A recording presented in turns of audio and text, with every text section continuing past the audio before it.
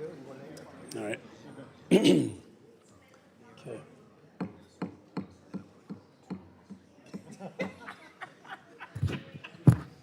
You're old. Hey, knock it off, man.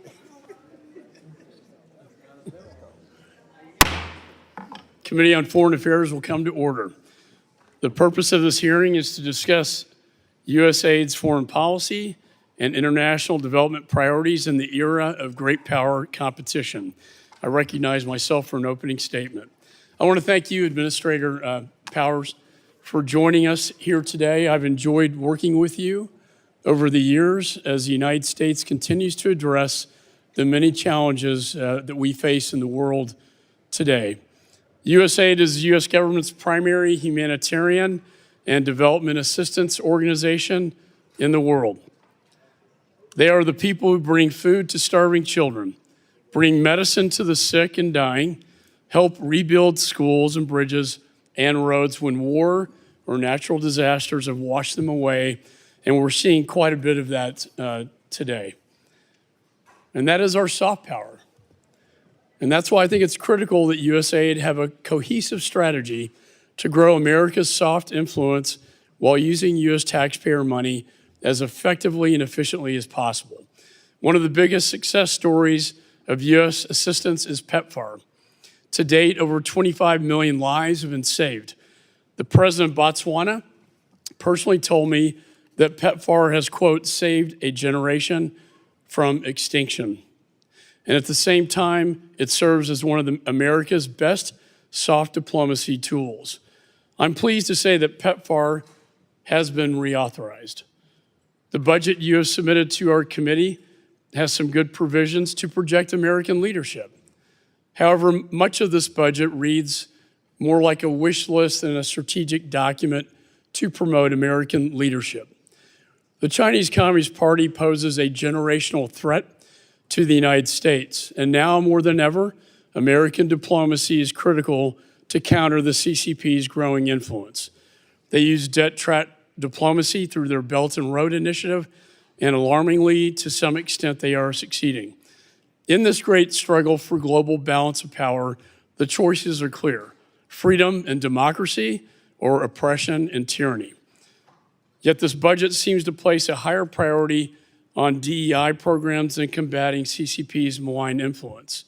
The budget includes $3 billion earmarked for, quote, inclusive gender equity, and another $200 million for, quote, Gender Equity and Quality Action Fund. Imposing these political ideologies is not aid in my judgment. Now I'd like to turn to Afghanistan, where the Biden administration's chaotic and deadly withdrawal create a massive humanitarian crisis that we are dealing with today. We know for a fact that taxpayer funding aid is flowing to Taliban fighters and loyalists rather than suffering Afghan women and children.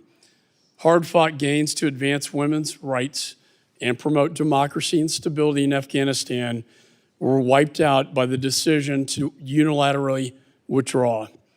Today, Afghanistan is the most oppressive country in the world for women and girls. Girls have been banned from attending school. Women are banned from working for NGOs.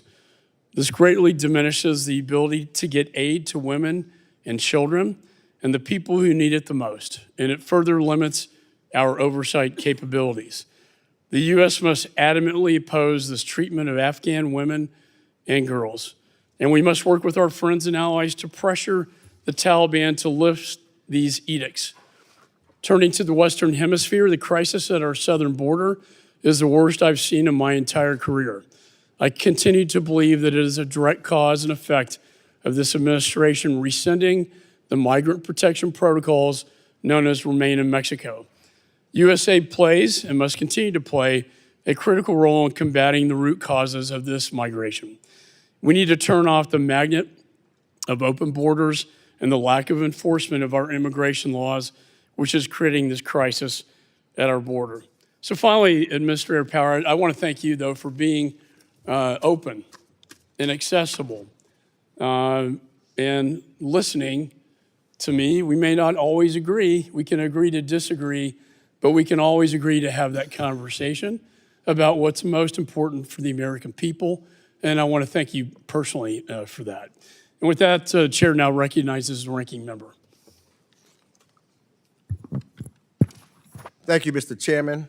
And I definitely want to say thank you to Administrator Powell for you joining us today, but all of your tireless work, just trying to help people, just trying to feed people, just trying to show the very best of what the United States represents. Your work and what you do on a continuous manner should be really important. You know, you lead a very vital agency at a time when USAID's work, its investments in development, in resilience, and in stability is desperately needed almost every place around the planet. You know, over the last year alone, Russia has intensified its brutal war against Ukraine. Gang violence in Haiti has accelerated the humanitarian crises there. The bloody conflict in Sudan has displaced millions of people and created the world's largest hunger crisis. And Israel has faced the deadliest terrorist attack in decades. And the people of Gaza are now facing famine. You know, yet, despite the increased need for USAID's important work, I see my friends on the other side of the aisle want to cut your budget by as much as 12%. Though we Democrats pushed back against these short-sighted cuts, we were disappointed that the fiscal year 24 appropriations bill ultimately included a 6% cut to foreign assistance. And many of us who supported that bill, we only supported it because we wanted to avert a shutdown, which would have had devastating consequences. And we must pass delayed national security supplemental that passed overwhelmingly in the Senate on a bipartisan basis, which contains over $9 billion for humanitarian assistance. That's something that we need to pass. We must pass. We must get it on the floor. We must pass it. We cannot build a safer, more prosperous world if Congress continues to gut diplomacy and development. And I expect my Republican colleagues will ask you, Madam Administrator, how can the U.S. counter China's malign influence around the world, while at the same time what they're doing is failing to provide you the funding needed to invest in the very tools required to compete? That's how we combat China, is by funding you and giving you the tools that is necessary.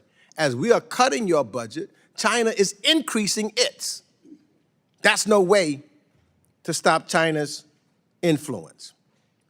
Ukraine, already starved of ammunition, as the GOP fails to bring forward a supplemental, has seen half of its energy infrastructure destroyed by Russia. Putin's war of choice decimated Ukraine's agriculture industry, which drives up food prices globally, as well as that's what causes inflation globally also. We must do something immediately in that regards. And it also robs Ukraine of precious revenues, keeping its economy afloat during this war. In Sudan, the civil war between the Sudanese armed forces and the rapid support forces has led to devastating violence. And we are seeing the use of sexual violence as a weapon of war against ethnic minorities, and a humanitarian crisis deepened by the blocking of humanitarian aid. 8 million people have been displaced, and famine conditions are expected by this summer in Sudan. And of course, in Gaza, we've seen this conflict has resulted in the destruction of more than 60% of homes, 31% of children under the age 2, and are acutely malnutrition.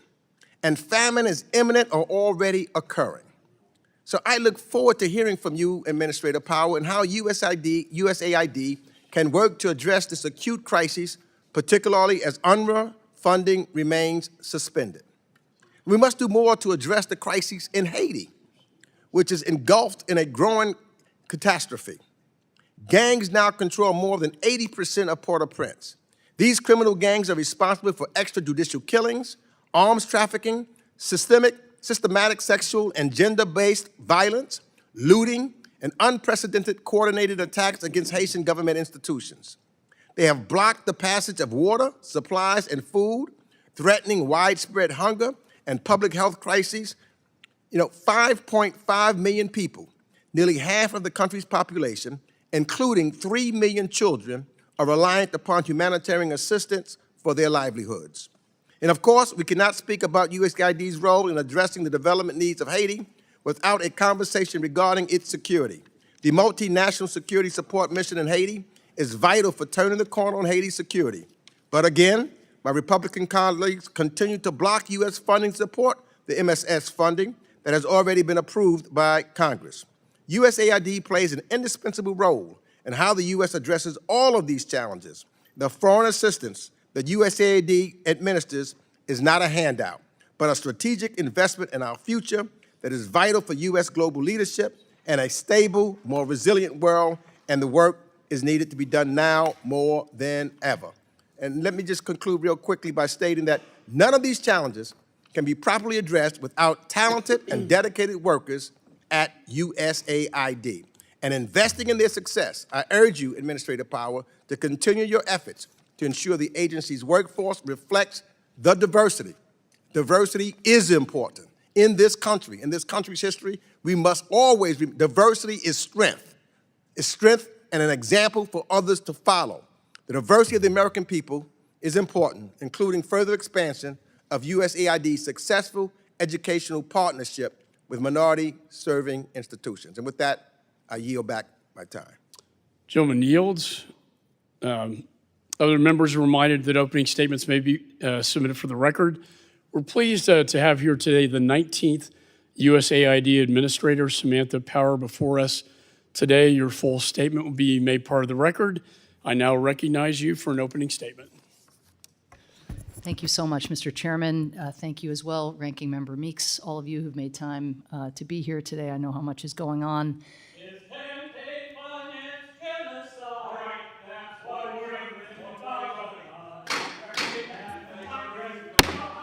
Order. Committee will come to order. The committee will come to order. Committee will come to order. All protesters.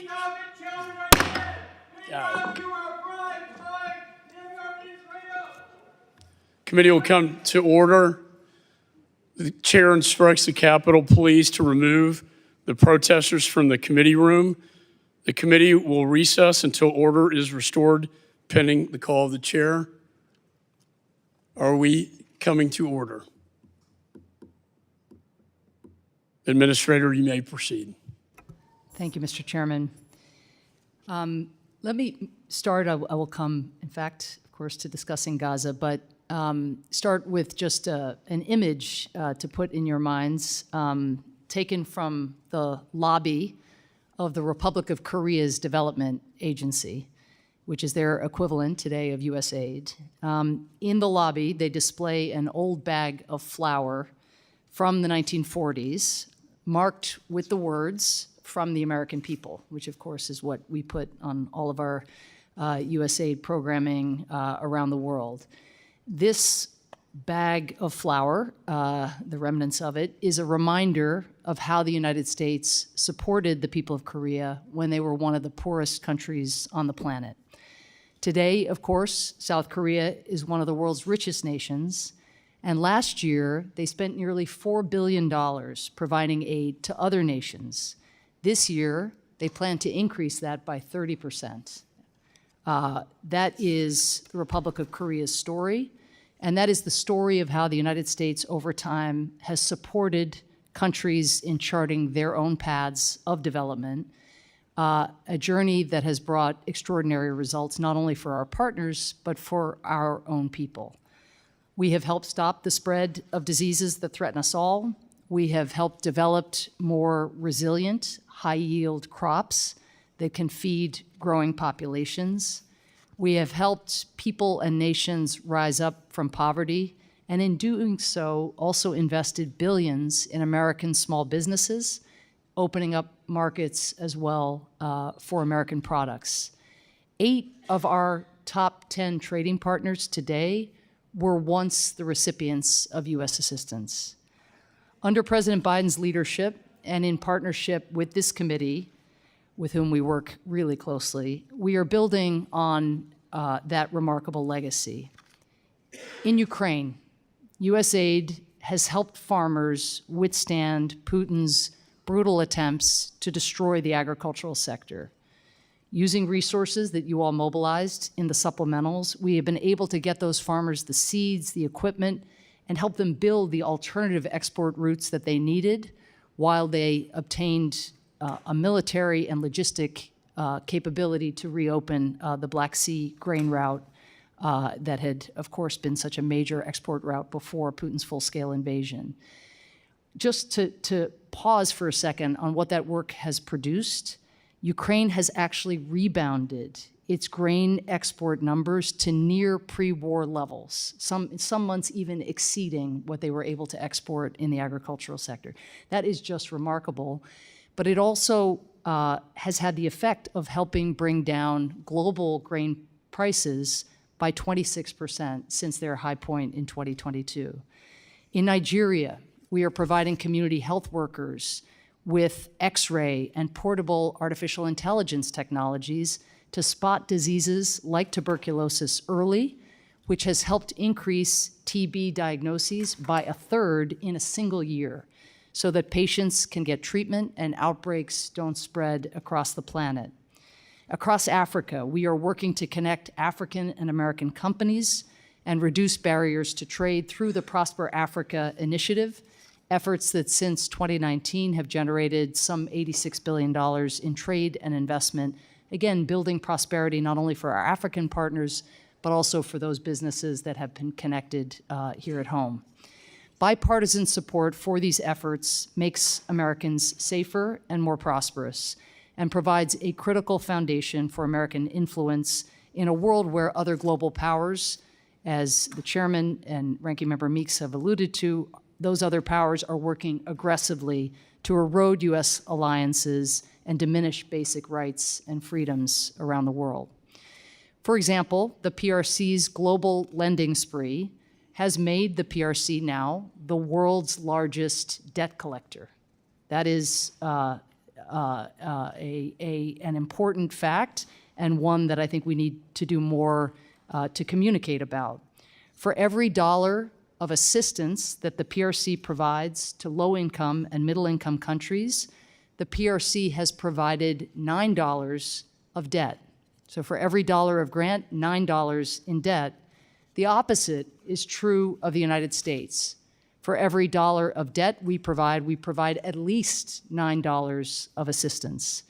The PRC's assistance, as you all know, tends to be negotiated behind closed doors, which helps fuel corruption and can often give rise to programs and initiatives that show a flagrant disregard for human rights. One famous example is the Safe Cities initiative, whereby the PRC has provided surveillance and facial recognition technology that can monitor critics, journalists, and activists, and that technology has been provided to more than 80 countries. We need American leadership to advance different models of development and governance, models that honor freedom, transparency, dignity, and opportunity for all. The Biden-Harris administration's FY 2025 request of $28.3 billion for USAID's fully and partially managed accounts give us the resources to continue that leadership. With these funds, we will help nations around the world strengthen food security, improve health, and drive economic growth. We will also respond to historic levels of humanitarian need.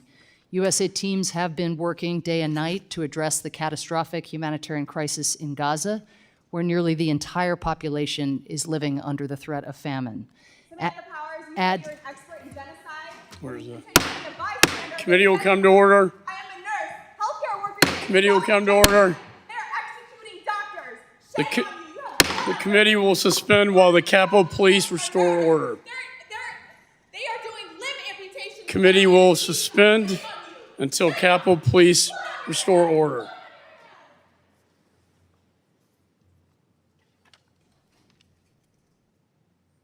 Capitol Police will remove protesters from the committee room.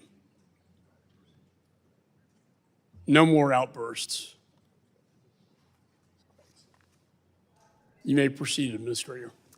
I will, and I will wrap up here shortly.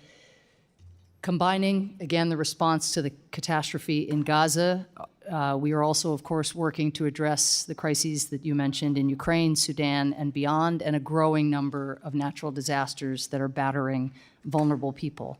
To put this in numbers, the number of people in humanitarian need, needing humanitarian assistance, has increased by nearly a third, from 274 million in 2022 to 363 million at the end of last year, at the end of 2023. Increasing by that amount in such a short period of time really speaks to the level of need out there. So we will need both the $10 billion in this budget request that you have before you, but also, as has been mentioned, desperately need the $10 billion in the emergency humanitarian assistance in the pending national security supplemental. If we don't get these resources, we will be forced to make draconian cuts in Gaza, in Ukraine, in Sudan, the list goes on. I want to just wrap up by talking about our recognition, though, also of the need for trade-offs and the need for cost effectiveness. This budget gives us specific resources to help us deliver better value for money.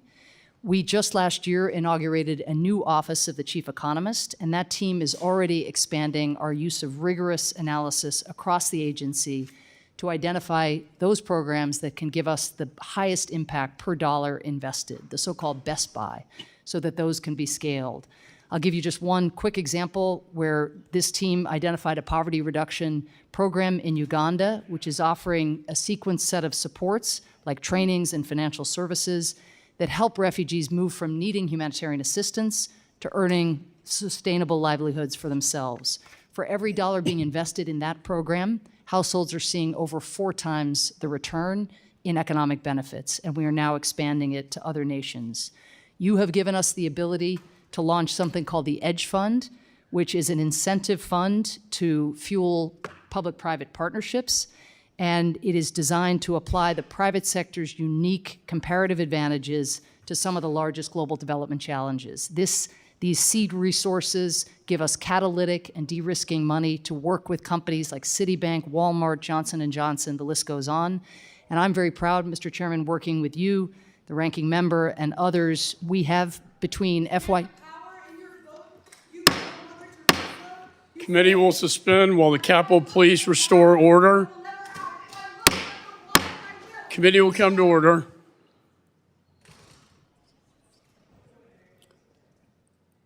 Administrator, you may proceed. Simply to say that in trying to catalyze far more private sector investment, we have been successful in growing public-private partnerships and private sector partner contributions to USAID activities by over 60% just since FY21. To continue to drive that progress, we need to keep investing in our workforce, make sure that it is nimble and empowered to pursue truly catalytic change. If we do make these investments, I have no doubt we can continue America's extraordinary legacy of leadership in building a more secure and prosperous world for all. Thank you, Mr. Chairman. Thank you, Administrator. Let me just say I admire and appreciate your passion that you bring to this job, and it is a very difficult job that carries a lot of responsibility. I want to turn to Afghanistan. We heard testimony from Generals McKenzie and Milley about the withdrawal. Committee will come to order. Committee will suspend until Capitol Police escort the protesters out.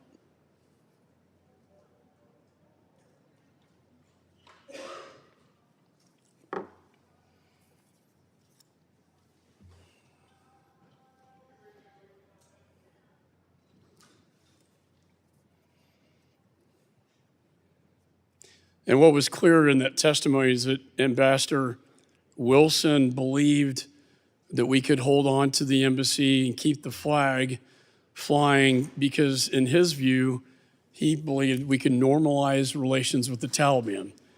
But that didn't work out so well.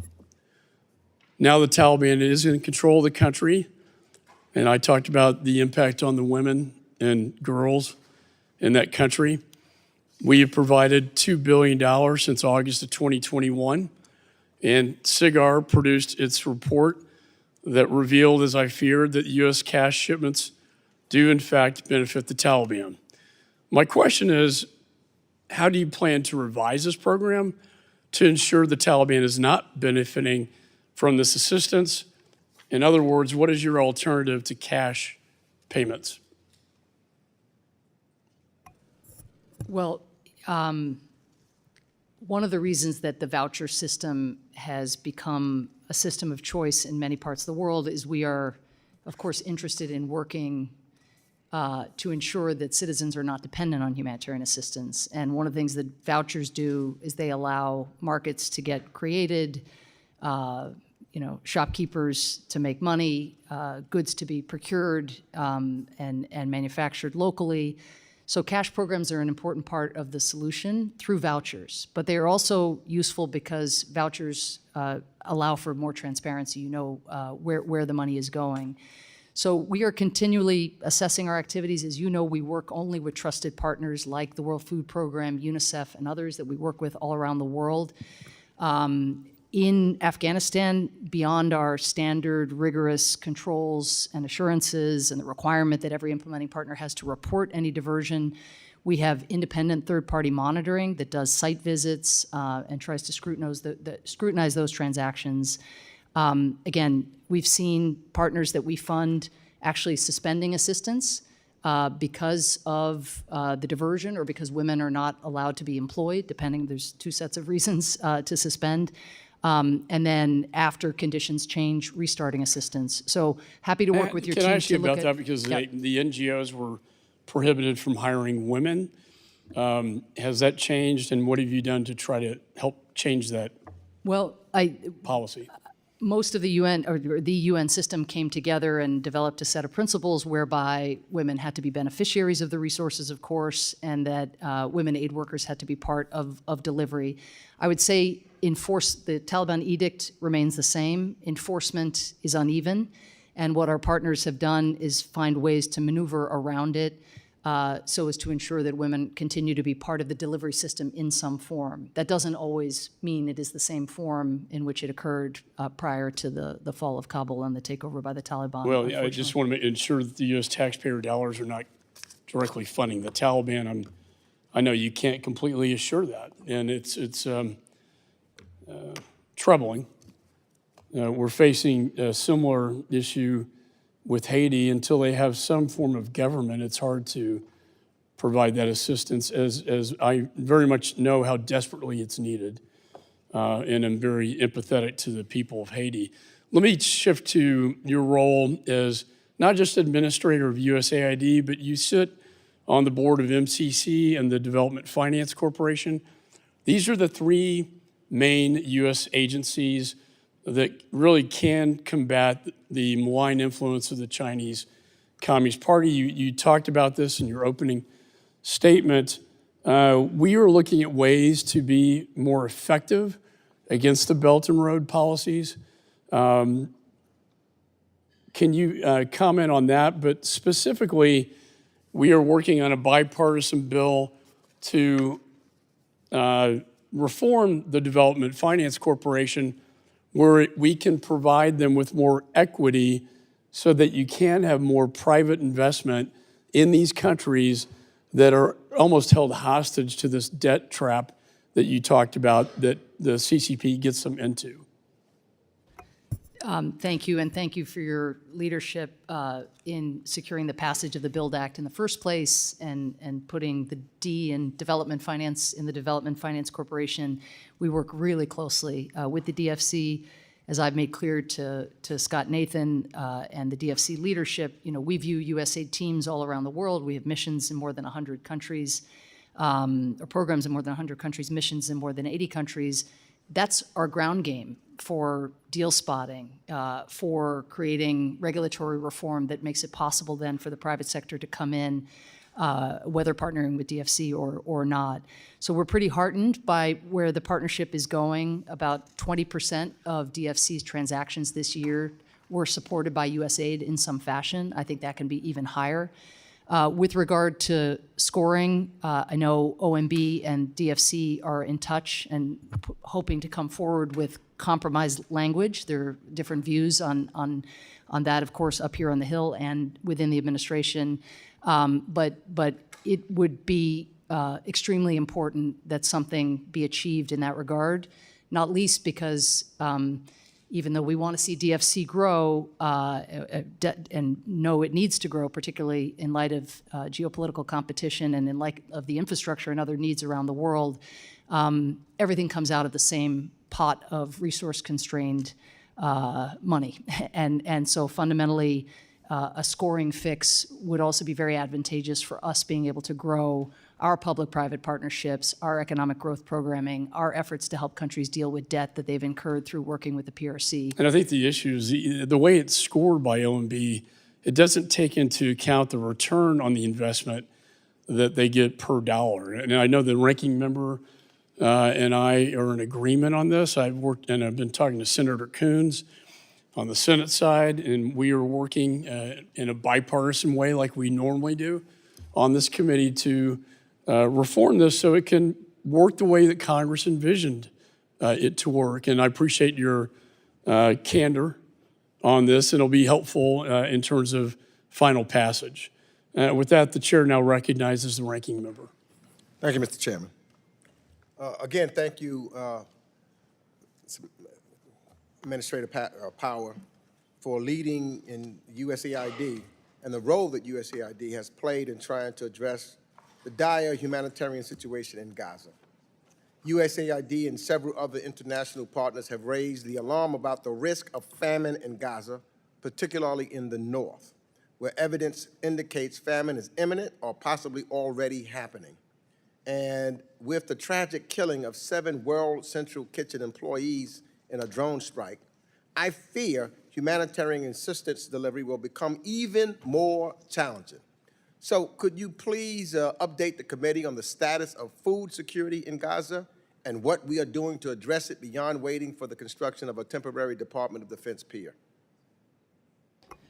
Thank you. Well, let me just say that the conditions are as dire as any I have seen in my career.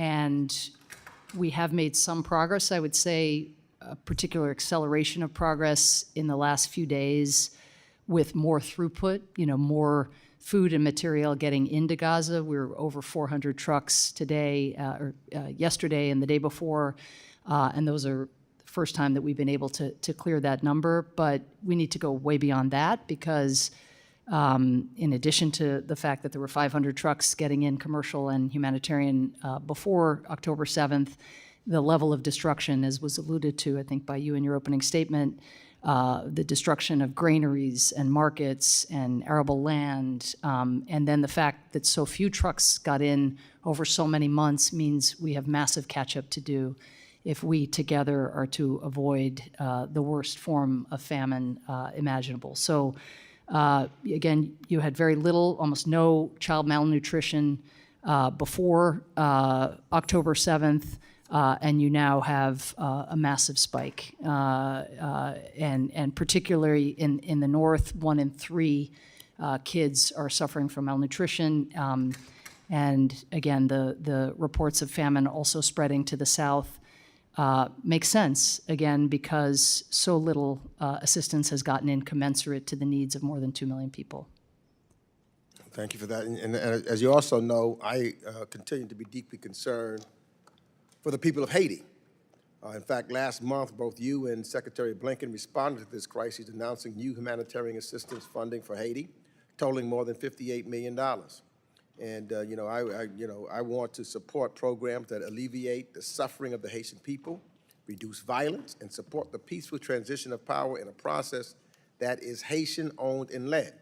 So my questions to you, Madam Administrator, is how is USAID addressing these objectives in the immediate and long term, and what steps is USAID taking to ensure community-led organizations inside Haiti and the diaspora are included in planning and implementation? Thank you. Well, with great difficulty is the short answer, particularly because of the breakdown of law and order in the capital and the gang takeover of many neighborhoods that until recently were stable. Haiti has been challenged in terms of lawlessness and gang violence for a long time, but this is certainly a scale of violence that we have not seen before.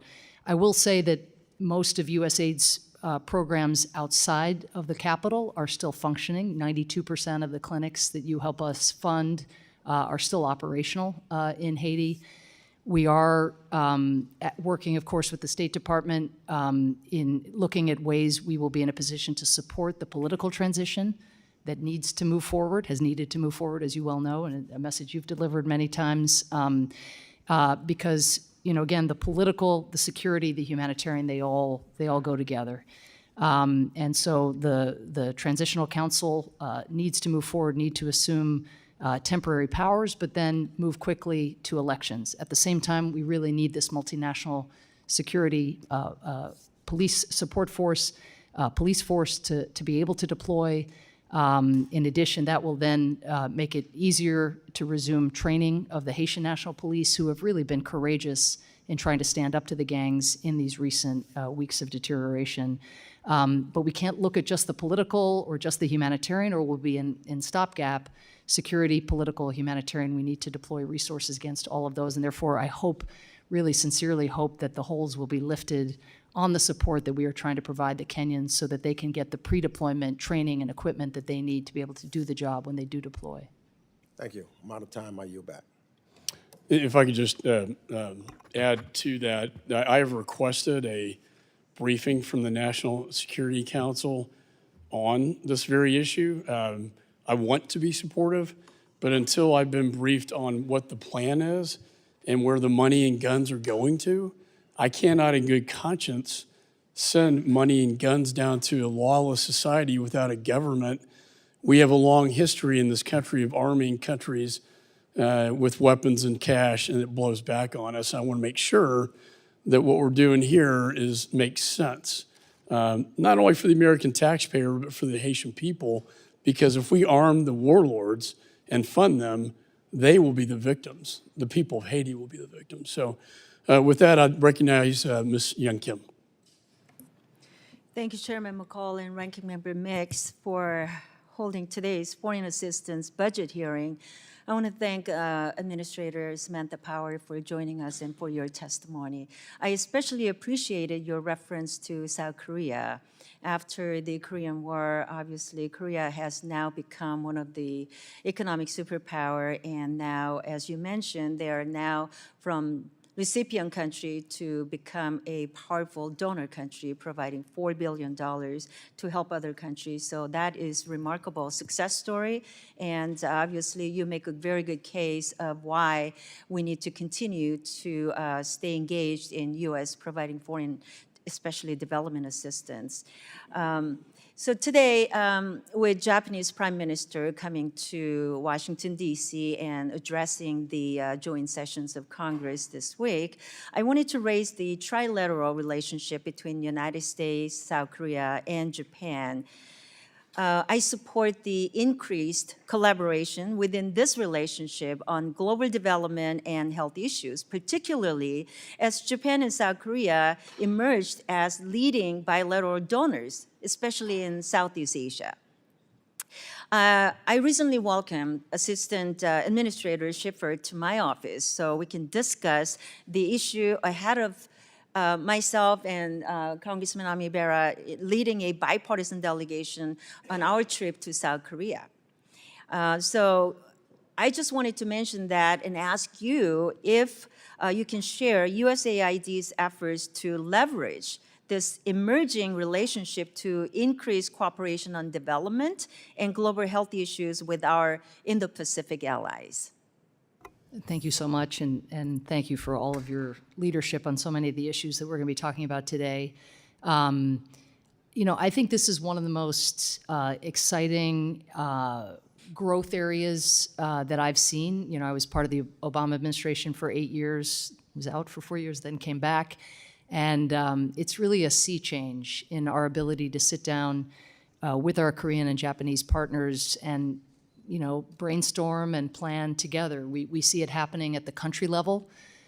In Ghana, as you probably were briefed by Assistant Administrator Schiffer, we have a trilateral memorandum of cooperation on universal health coverage, where we each try to leverage our specific areas of expertise and bring them to bear in a coordinated way. One of the things I've only actually begun to sort of dig into the details on is we, in September of last year, I believe it was, signed a new memorandum of cooperation looking at electricity transmission lines in sub-Saharan Africa, and we're looking together between us, the Koreans and the Japanese, through Power Africa, to develop 1,500 kilometers of new transmission lines to end energy poverty. And this follows the successful development of 2,000 kilometers of transition lines under the previous agreements. So I think you'll start to see almost a contagion here as missions get the experience of working trilaterally, begin to branch out from health to agriculture to education, et cetera. But we're really trying to push it from headquarters. Thank you. You know, I also recently traveled to Southeast Asia, where partners are eager to work with the United States, and they're in desperate need of many of USAID's programs, particularly in the capacity building area and technical assistance. This is urgent, given the growing influence of the Chinese Communist Party in the region, and as U.S. allies in the Pacific, such as South Korea, Japan, we're talking about, and Taiwan, they have adopted their own strategies to bolster their development programming in Southeast Asia. So can you talk about how USAID is working with our allies in Northeast Asia to pursue the co-development or co-financing programmings in the Southeast Asia? Thank you. Well, I think what I saw on my visit last year to Vietnam is that the kinds of relationships we were just discussing, again, are playing out at the ambassadorial level, at the embassy level. One of our great comparative advantages as the United States is that we have these large teams at our missions constituted largely of citizens of the countries in which we work. So in Vietnam, that's hundreds of Vietnamese who work for the US government in pursuit of development. And that is something we offer to our Japanese and our Korean counterparts and say, look, we have the spotters, a little bit like what I was saying on Development Finance Corporation, to ascertain where together we can make the greatest impact. So, you know, I hope to have more examples to offer. I think clean energy transition in Indonesia is already an area of collaboration. In Vietnam, work in the Mekong together. And, you know, just as I was saying with the PRC now, the world's largest debt collector, there is a real opening. And notwithstanding all of the PRC investments in recent years, you're actually seeing a fairly precipitous decline in their investments through the Belt and Road Initiative and into infrastructure.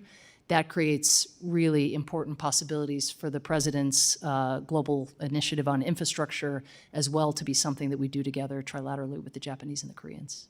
Thank you very much for the great work that you do. I look forward to continuing our conversation. Me too. Thank you. It yields. Mr. Sherman is recognized. Yield 30 seconds to the ranking member. Yeah, I just want to thank the chairman for agreeing to look at and to consider unfreezing the money that's going to Haiti. Unfortunately, you know, we tried to set up a meeting with the NSC before we left, but our schedule didn't work out.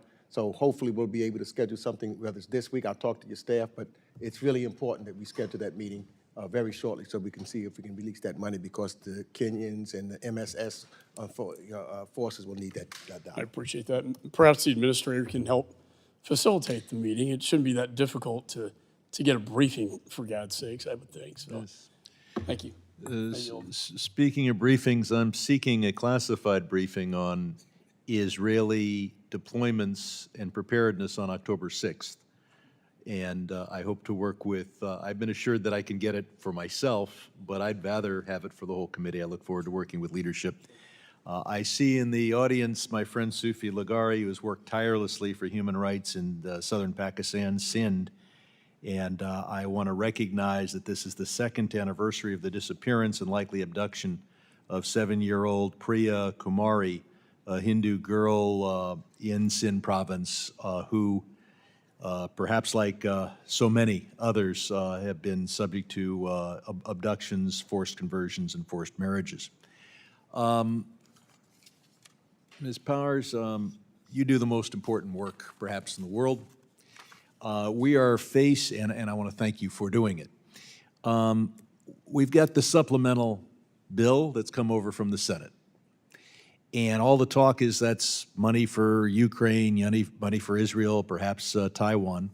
But there's a lot of money in that bill for humanitarian purposes. Some of it, Congress explicitly indicates where you're supposed to spend the money, and the rest we give the administration discretion. If we pass that bill, can we be assured that, assuming the security conditions are adequate so that you can actually operate, and things can deteriorate, we realize, can we be sure that money will be spent in Armenia, in Tigray, in Sudan? Yes, and I'm happy to elaborate. And Eastern Congo and the Rohingya refugee camps in Myanmar? Correction, in Bangladesh? Yes, and maybe I just because you often ask about Ethiopia specifically, I just give you one fact as to why this is so very urgent. The humanitarian response plan in Ethiopia right now, which is not something that's been mentioned prior to you mentioning it, is the proposal is for 3.2 billion people. That's $3.2 billion. That's the level of need. 15.5 million people. It is 4% funded right now. Oh my God. We are way down. We obviously have to. I do want to move on, and I think the ranking member, of course, brought up the humanitarian needs in Haiti and Gaza, and I believe that money from that supplemental bill would go there as well, security conditions permitting, correct? Correct. Now, a somewhat harder question. There are two reasons to give foreign aid. One, it's the moral right thing to do, and the second, the title of this hearing, that it helps our geopolitical position. And we're politicians, we recognize that cutting the ribbon, that taking credit for good things is important politically. And so you have people on the ground who tend to just want to focus on getting the job done, feeding the hungry people. We had resistance 10, 15 years ago against even putting the flag on the bag because we had partners who didn't like America. They wanted the American grain. And so obviously you cannot legally give money to any terrorist organization or any organization that provides material aid to terrorist organizations. But is your part of your process in deciding which partners to fund looking at whether those organizations use their very powerful and U.S.-enhanced bully pulpit to attack America and its allies or to support our foreign policy? How do you get people in your organization who just want to feed people to care about the second reason we fund foreign aid, the geopolitical? Well, let me actually thank the chairman because some of the legislation that his team and maybe working with you have initiated on branding is really, really important because it's actually the law. I'm particularly concerned that an organization very close to Hamas, rhetorically at least, is getting and has over many years, and while they've supported Hamas rhetorically, been getting aid from USAID, and I'll put additional material in the record and provide it for you as well. Okay, thank you. Gentleman yields. Chair recognizes Ms. Wagner. I thank the chairman, and thank you, Ms. Powers, for being here. For decades, the United States has promoted global prosperity and self-sufficiency through its international development programs, an approach that recognizes the dignity and inherent value of our partner countries. China, on the other hand, uses its so-called development programs to exploit and coerce. But instead of empowering countries to resist China's influence and pursue prosperity, the administration is pushing its radical agenda on our development partners, sacrificing effectiveness and efficiency in service of unrealistic and I think unfair climate goals. Administrative power, according to the Atlantic Council, China's investment in sub-Saharan energy infrastructure grew by a factor of 10 over the 2010s. And more than half of the $52 billion in energy loans issued by China's two main development finance institutions between 2000 and 2022 were allocated to fossil fuels. Our partners simply want greater access to electricity for their people. This should be a no-brainer for the United States. Why is the administration forcing costly clean energy projects on our African partners that are not responsive to their needs and taking pragmatic approaches like natural gas off the table?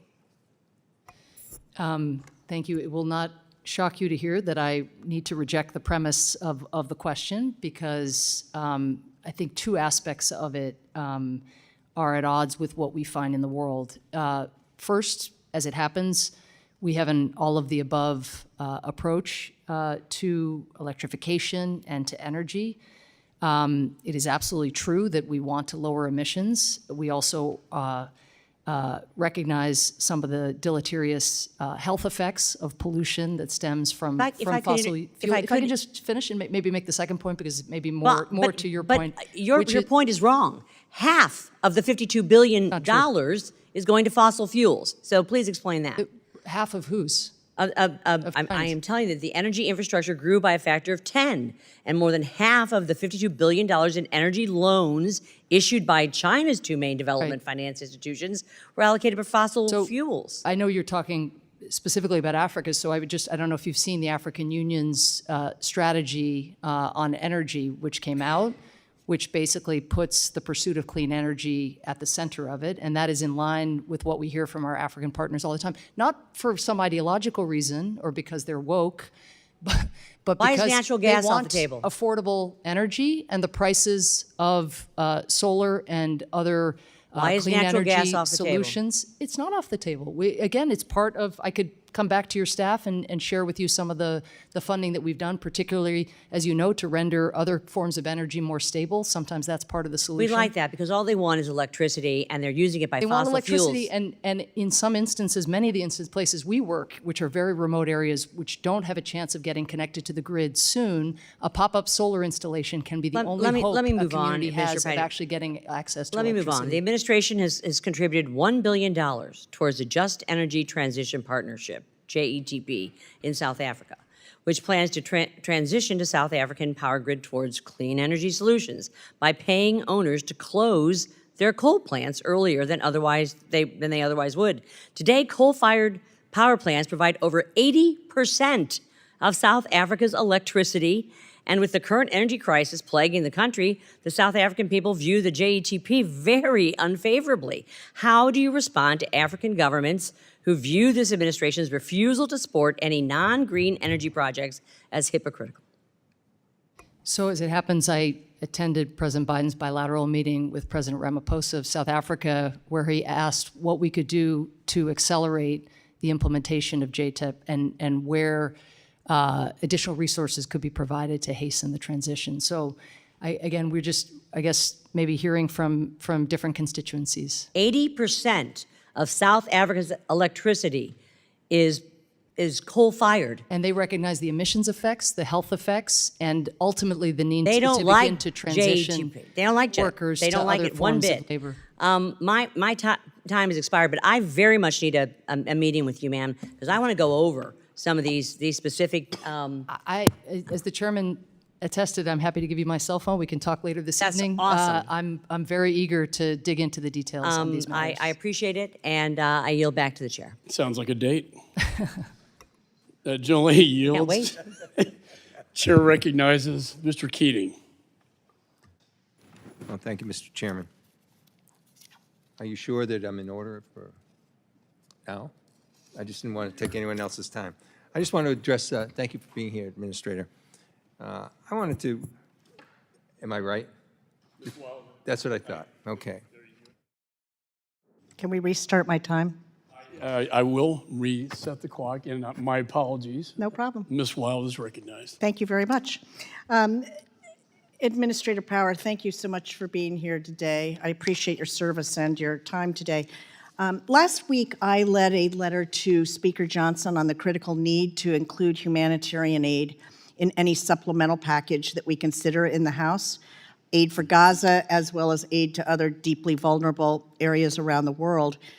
First, let me just ask as a preface, would you agree that humanitarian aid also functions as an investment in our own national security? Yes, because I think as awful and messed up as so many situations are right now for civilians, imagine people being taken off the rolls for being able to get a voucher or access to some small amount of food. Where do they go? Where do young men go? What are the other opportunities for them? And if I could just do one, I know you have many more questions, but the word supplemental when it comes to humanitarian assistance is a little bit of a misnomer. I agree. What would you prefer to see used? Well, let me explain why it's a misnomer first, which is simply that our base humanitarian assistance were moved into the very generous Ukraine supplementals for the rest of the world. So when we, what has happened is the supplementals have become the place where people have sought to put a large share of our humanitarian assistance. So if we don't get a supplemental, it's not just that we're not getting new money, supplemental money to deal with Sudan, a new war that happened between this year and last, or Gaza, which started on October 7th. It is that we are not even where we would have been. We'd be down a third from last year. Basically, we have 40% more needs Okay. and 40% less I get your point. resources. We need to Yes. rename it. I agree with you, and I've noted that problem. Last year, I had the opportunity to see the devastating impact of hunger, particularly on children, when I traveled to Kenya and saw USAID and the World Food Program in action, and I was especially impressed by the importance of these ready-to-use therapeutic food. Acronym is RUDIF, which is not a particularly great acronym, but anyway. And it says right on it, U.S. aid from the American people for children with severe acute malnutrition. And I learned amazing things about this little package, including that this provides enough caloric intake for a child for one day. And my question to you is, what needs to be done to ensure that these are more widely available? Now, granted, this is not a full, a complete complement of nutrition and so forth, but it certainly helps a lot in curbing child hunger. Is that true? Absolutely. We launched an unprecedented investment in RUTF 2 years ago at the General Assembly and got other countries not only to match the several hundred million, the 200 million that we invested, but to go beyond that. That has helped because supply chains, of course, depend on predictability and advance notice. So knowing there were going to be these big bulk orders has made it more readily available because there were some bottlenecks in the supply. Can I stop you for 1 second?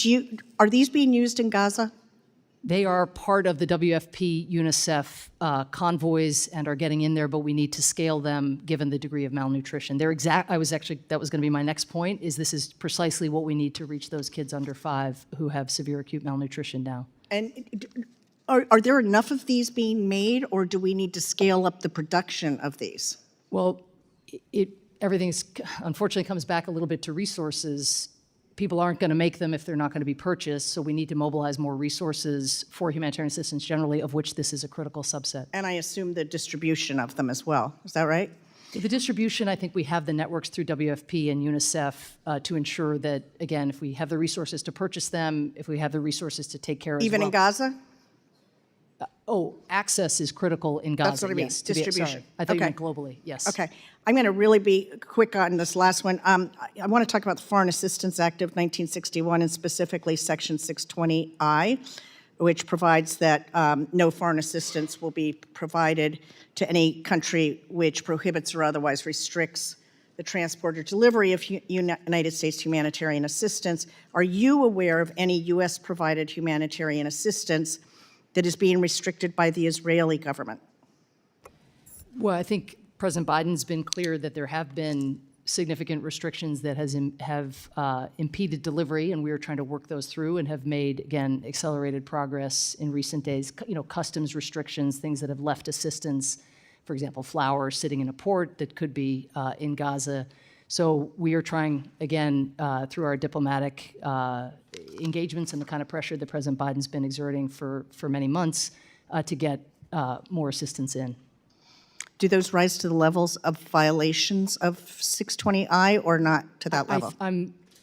My understanding, this is something that Secretary Blinken is managing, and you'll have a chance, I'm sure, to engage him on, but the National Security Memorandum 20 that was issued not long ago is taking 620I and those elements into consideration. I think that report is due out in early May. Thank you very much. Thank you for your indulgence, Mr. Chairman. I yield back. Gentlelady yields. Chair recognizes Mr. Kane. Thank you, Mr. Chairman. And thank you to Administrator Power for being with us today. I'm going to start with a general question. Investments in global health research and development not only help the United States develop innovative solutions to global health challenges across the world, but also invest dollars back into the American private sector and to research institutions alike. In New Jersey alone, over $1.5 billion has been invested into research institutions and nearly 20,000 new jobs have been created. What specific programs in global health generate R&D investments in U.S. Industry and also in research institutions? Well, I would just, since we're coming out not that long ago from COVID, take note of the 700 million vaccines that were made here, purchased by the United States and given away for free. Huge soft power in that, but also that's American companies and workers are benefiting from that. I think we see, I think about it, of course, from the standpoint of protecting, the health and safety of Americans by investing in surveillance and labs and the like. But a lot of the research partnerships that the United States, that USAID has with American universities also are not only on, seeds and agriculture-related innovation, but also in the health sector. And I'm happy to have Atul Gawande come and brief you on the specifics if you'd like. I'd appreciate that. Thank you.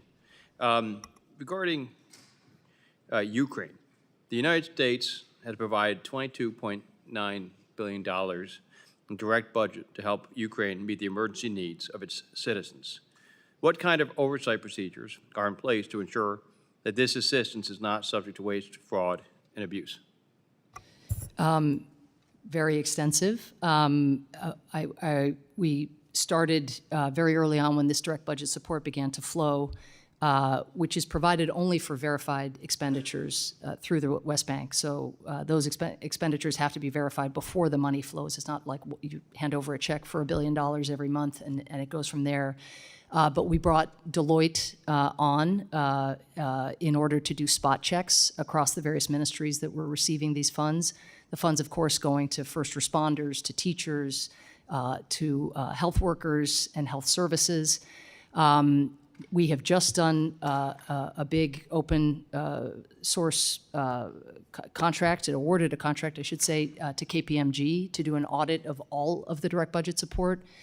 OIG our Inspector General has significantly ramped up the staff working on oversight specifically of direct budget support, including in Kyiv. Has USAID begun to implement OIG's recommendation calling for an action plan to verify the accuracy of expenditure reports for healthcare workers? Yes, and thank you for mentioning that. Notwithstanding the title of the report, actually in the report itself, it talks about the remedial steps that USAID has already taken to address what amounted to, I don't want to call it clerical errors, but errors in how we were actually verifying or gaps, let me put it that way, in how we were doing the verification on salary specifically. But as soon as that was brought to our attention, it is something we smothered and addressed, which the report testifies to. Okay. And all U.S. provided DBS to Ukraine has been in the form of grants. Correct. And why has USAID not structured its direct budget support to Ukraine as loans? I'd say two main reasons. One, given Ukraine's budget challenges in light of Putin's aggression, the cost of $1 of a loan is likely to be somewhere between 80 cents and $1, so the benefit for the taxpayer. But if it's forgivable, for example. But would come, say that again? If it's forgivable, If it was. as other, as many European Union nations, when they do their Yes, direct budget. so then, well, They're forgivable from the very beginning.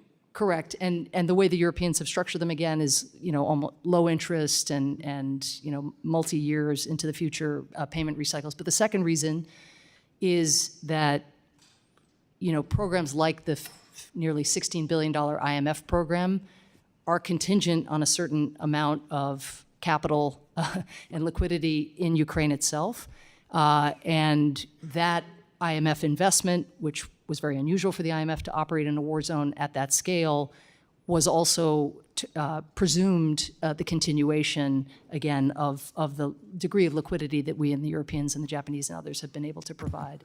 So I think there'd be significant shortcomings. Having said that, we have to get direct budget support to Ukraine. Our partners have front-loaded a lot of the assistance, still hoping that this vote is going to occur, still hoping that these resources are going to flow. And again, I think it's worth recalling, as you make this point so often, Putin is not only trying to take over Ukraine militarily, having failed to do that because of the courage of Ukrainians and the security assistance we've provided, he is trying to destroy the economy and the state.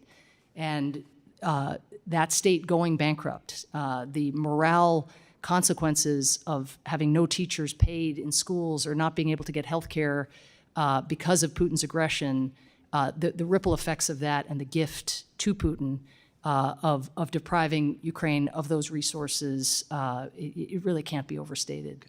Thank you. Mr. Chairman, I yield back. Yields. Chair recognizes Ms. Titus. Thank you, Mr. Chairman. Administrative Power, thank you for being here. As I know you know, the Ugandan Constitutional Court has largely upheld the country's really draconian anti-homosexuality act, and they've allowed the criminalization of aggravated homosexuality punished by the death penalty.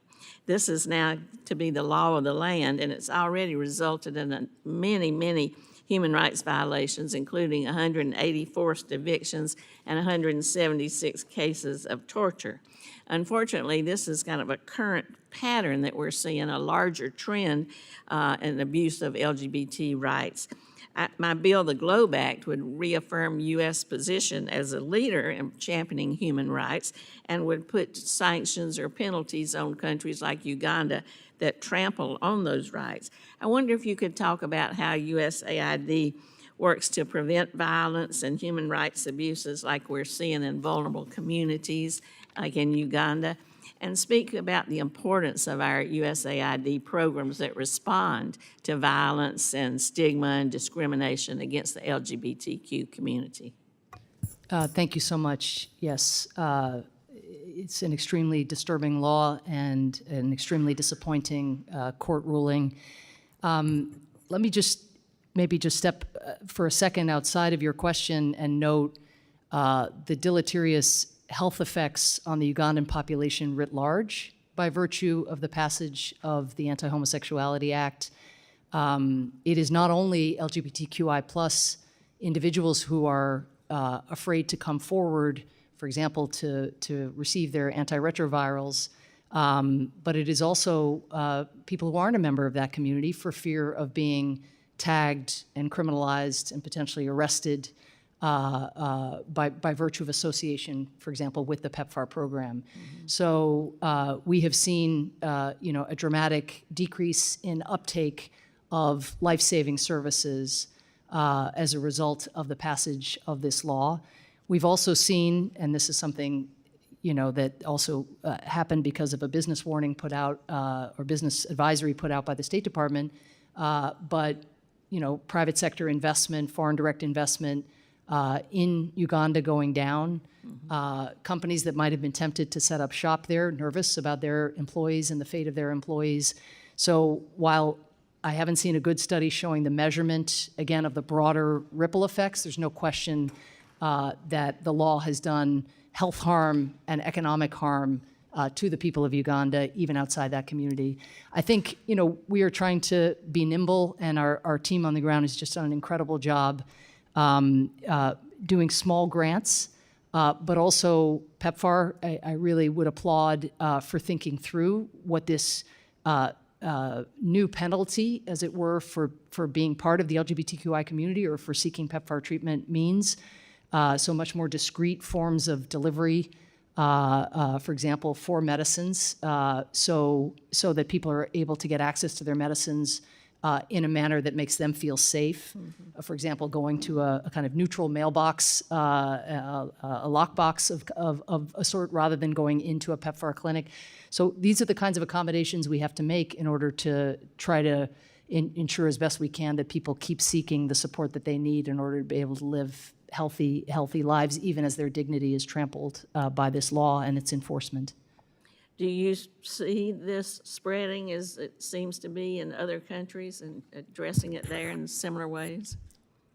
I mean, certainly, as you know, there's pending legislation in a number of African countries, and it is an issue that when times are tough economically or governments feel under pressure or public pressure because they're not seen to be delivering, this is an issue that has tended to be demagogue. This is a community that has tended to be blamed, through history, but certainly in recent history. So we worry about that a lot. We do a ton of diplomacy. We do a lot of contingency planning and programming, and we take the cue of the communities that are most vulnerable in terms of understanding how best to combine public and private diplomacy. So this is yet another front where you're out there with this soft diplomacy and this real assistance and helping it on all levels. Trying. Thank you. I'll yield back. Generally yields. Mr. Barr is recognized. Thank you, Mr. Chairman and Ranking Member, for holding the hearing, and Administrator Power, thank you for your service. And also thank you for your responsiveness with my constituent, Joe Montgomery, in Lexington, Kentucky, and his company Square One Technology, who is seeking to provide water purification systems in Kenya. Can you share USAID's goal for water purification in Africa and the benefits to U.S. foreign policy to have U.S.-made water purification systems provide this capability to countries across Africa? Well, I can say that the Water for the World Act is celebrating its anniversary this year, and we are shifting to working with municipalities and utility companies at the center, so not just building pipes, but really looking at standards that then could lend themselves, for example, to the embrace of U.S. technology without weighing in on any particular firm, because we do open procurement and the like, and competitive bidding processes and so forth. But absolutely, as I was saying in my opening statement, when we can secure regulatory changes on the ground, often it is done in a manner that allows first movers, like those in the United States who have benefited from those technologies sooner, to be able to take advantage of those opportunities. So as we shift again to this emphasis on municipalities, reform and embrace of new technologies at the center, rather than just all the work out in the rural areas and so forth on piping and sanitation, that should create opportunities along the lines of what you're describing. And I think in addition to the humanitarian pull of this project, there's a strategic value in providing that soft power overture to places in Africa where Belt and Road is alive and well, and where we can counter with USAID efforts. Administrator Power, in March, the UN Security Council embarrassed itself by passing a resolution calling for a ceasefire in Gaza that was not directly tied to the release of innocent hostages currently held by Hamas terrorists. Instead of providing the moral leadership and clarity the moment required by voting against that resolution, the United States abstained. Among the countries voting for a ceasefire, however, were several countries who receive U.S. assistance. Mozambique, who last year received $469 million from USAID. Ecuador, who received $46.5 million from USAID. Sierra Leone, who last year received $29.5 million from USAID, to name a few. These are countries that will happily take money from the U.S. taxpayer and yet openly vote against our interests in international bodies like the United Nations. How is USAID being strategic with its foreign assistance, ensuring that our assistance aligns with our strategic allies? Well, I think assistance decisions, which are influenced heavily by the strictures that come to us in our appropriations bills, regionally and sectorally. We are 90% earmarked by sector, but that doesn't, and significant earmarks by region, but your question is still very valid. I would just say there are a number of factors, and I would take maybe the countries that you've mentioned. Sierra Leone, this was a place that was nearly felled by the Ebola epidemic.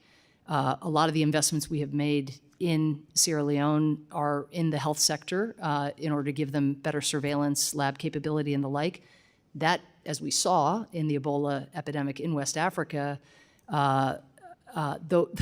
those investments are incredibly important to preventing something like that from happening again. We all remember the panic here in this country when we had our first Ebola case, which happened to be from Liberia.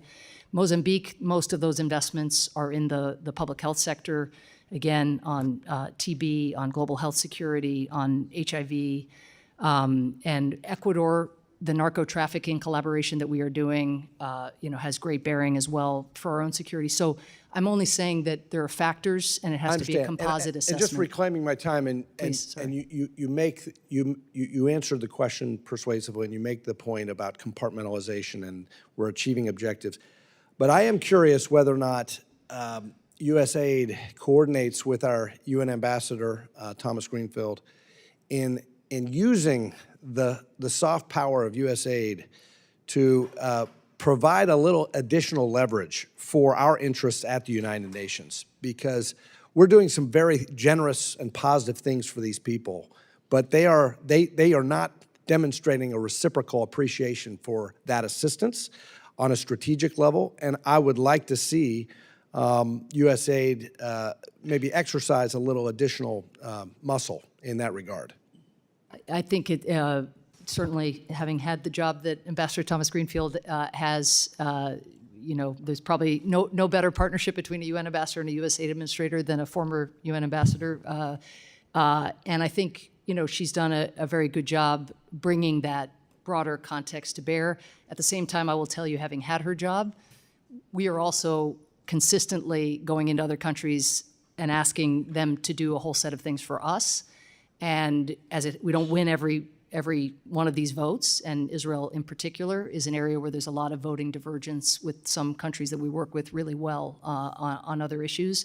But when it comes to showing up against Russian aggression in Ukraine, or to join a statement, which is getting harder, but condemning the genocide against the Uyghurs in the PRC, we are going back in again and again. And so, I think to look at the broad voting convergence is something that I used to do when I was in her job, and I know she does every day, to see where is a country, or how are they shifting? Is there a moment of opportunity where they're shifting more in our direction? And that's something we've actually seen with Ecuador in over the course of the last 4 or 5 years. Thank you for your response there, and not just with Israel, not just with Ukraine, but also Taiwan. So Yes.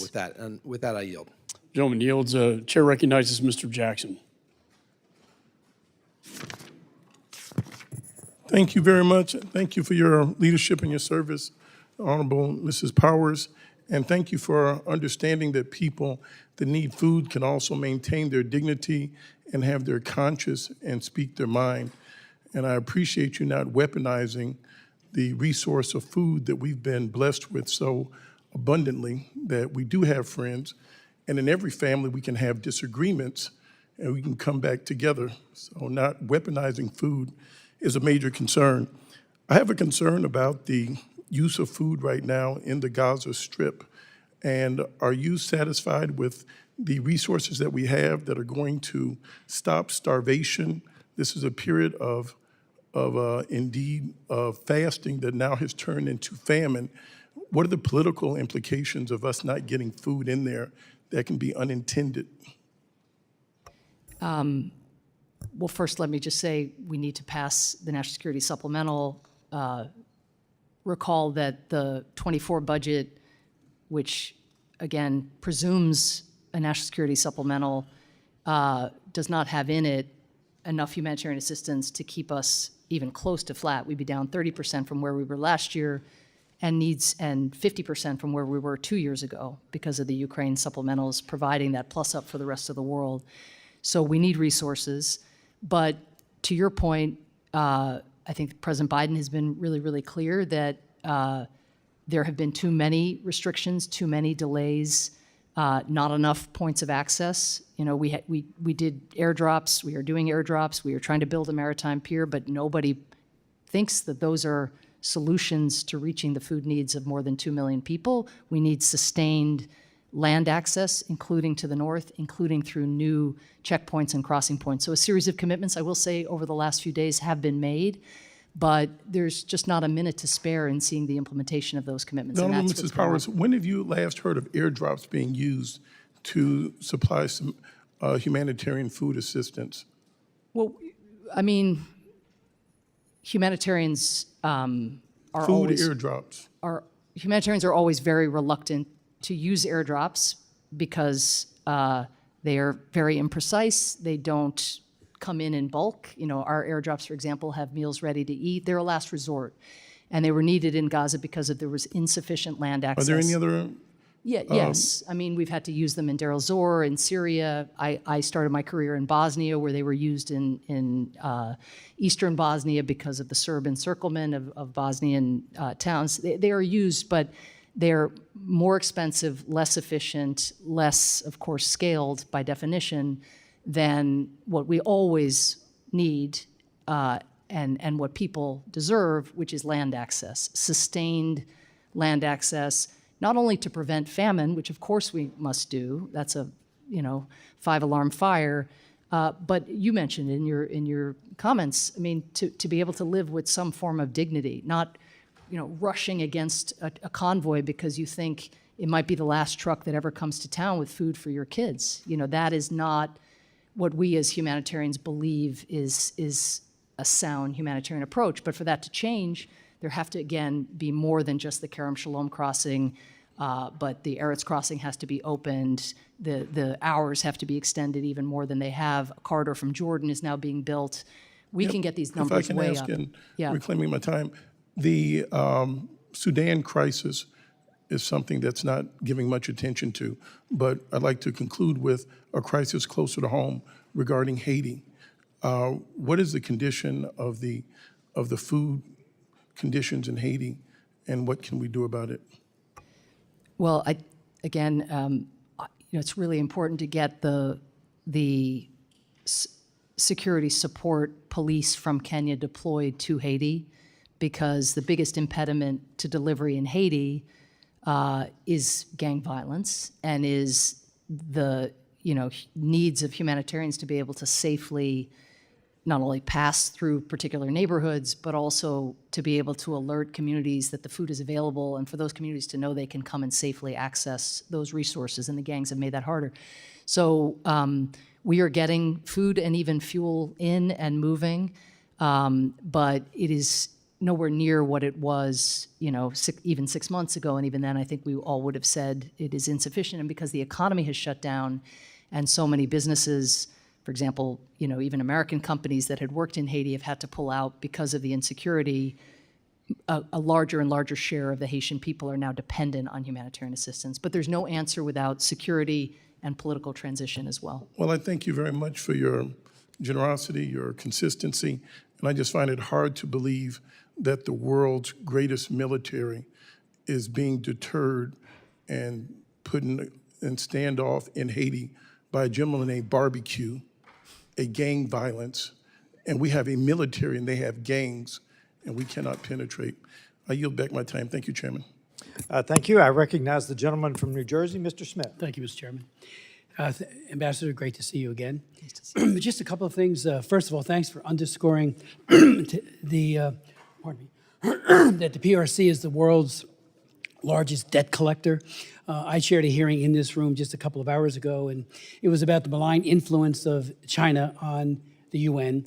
And one of the things we pointed out in the hearing was that we provide $18 billion in 2022 to the United Nations and its related agencies like WFP and others. And what did China do? $2 billion. And I mean, when it comes to the voluntary, we have an assessment of $3 billion. 15 billion of that, of the 18, is voluntary.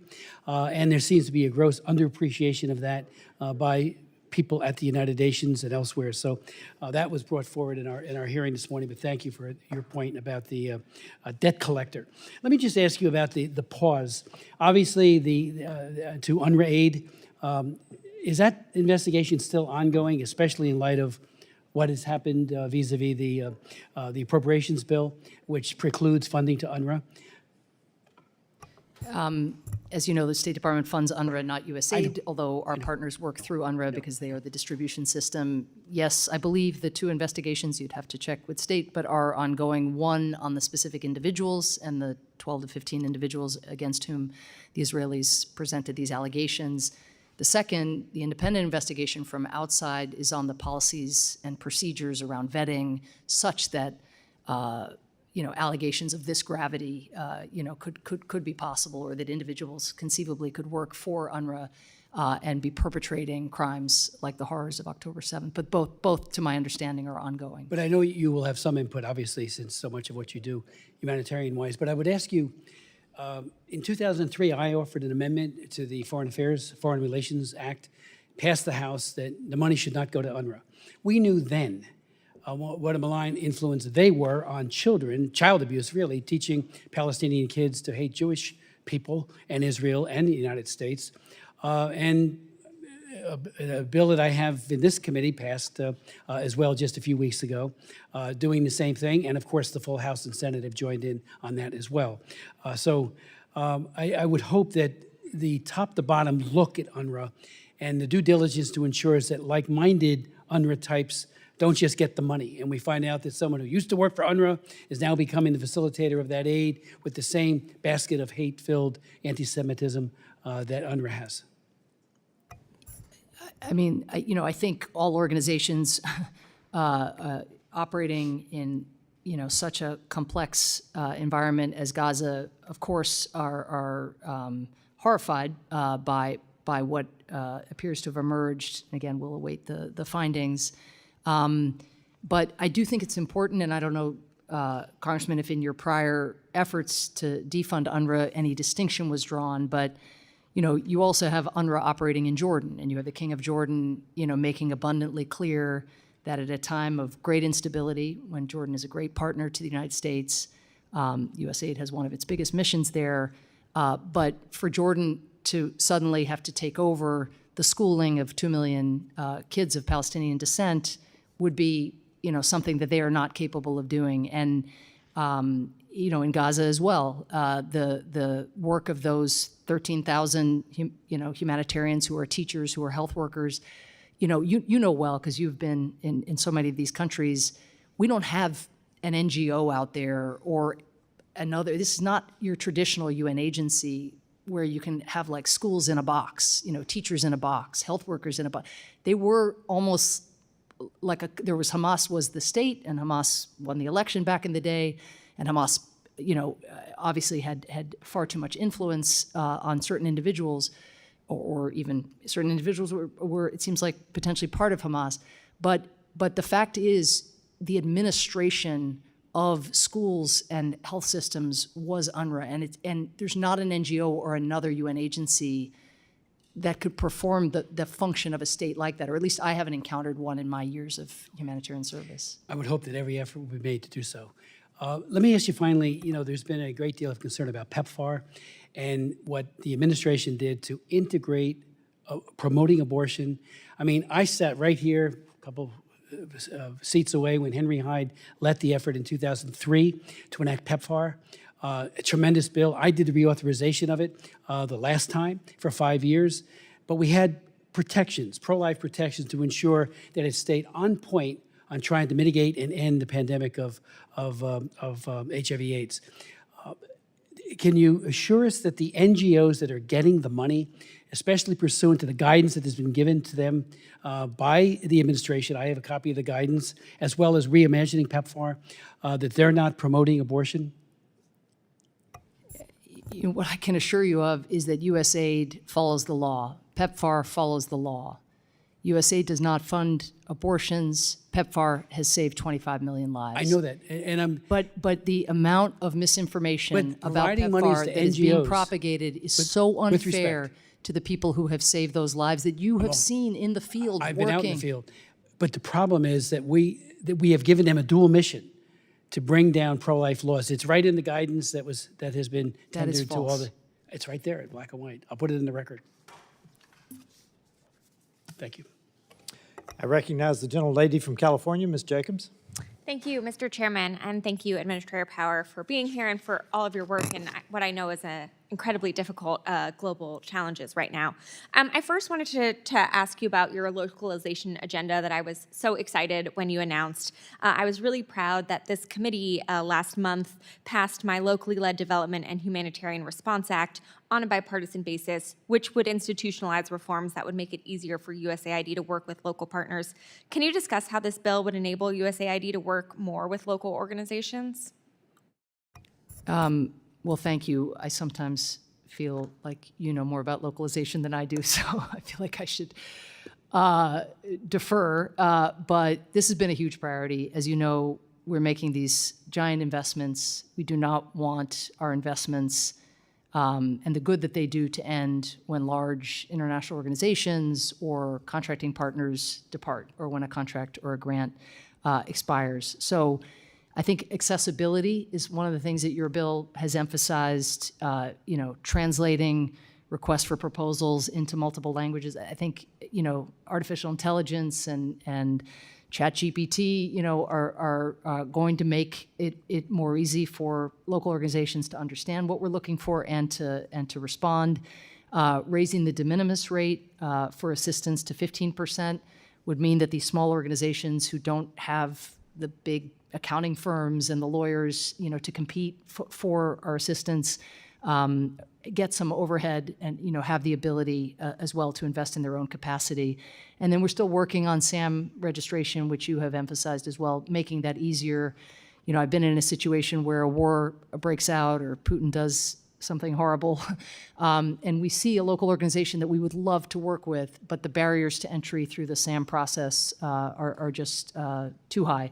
And then lastly, what I also incredibly grateful for potentially allowing the restriction of competition to local organizations for acquisition. We can already do that for assistance, but to extend that to acquisition is really important. So grateful for all. Thank you. I now want to turn to the dire situation in Sudan. I just returned from the Chad-Sudanese border, where I heard directly from Sudanese refugees about the terrible situation that they are fleeing. April 15th will be 1 year since the war started. We've seen 25 million people need aid. Tens of millions of people have been forced from their homes. Without the supplemental passing, U.S. humanitarian assistance faces a 40% cut, and we heard that the World Food Program may be unable to serve any Sudanese refugees in Chad starting this month. Can you discuss the challenges to humanitarian funding and access in Sudan right now, and what no supplemental would mean for the Sudanese people?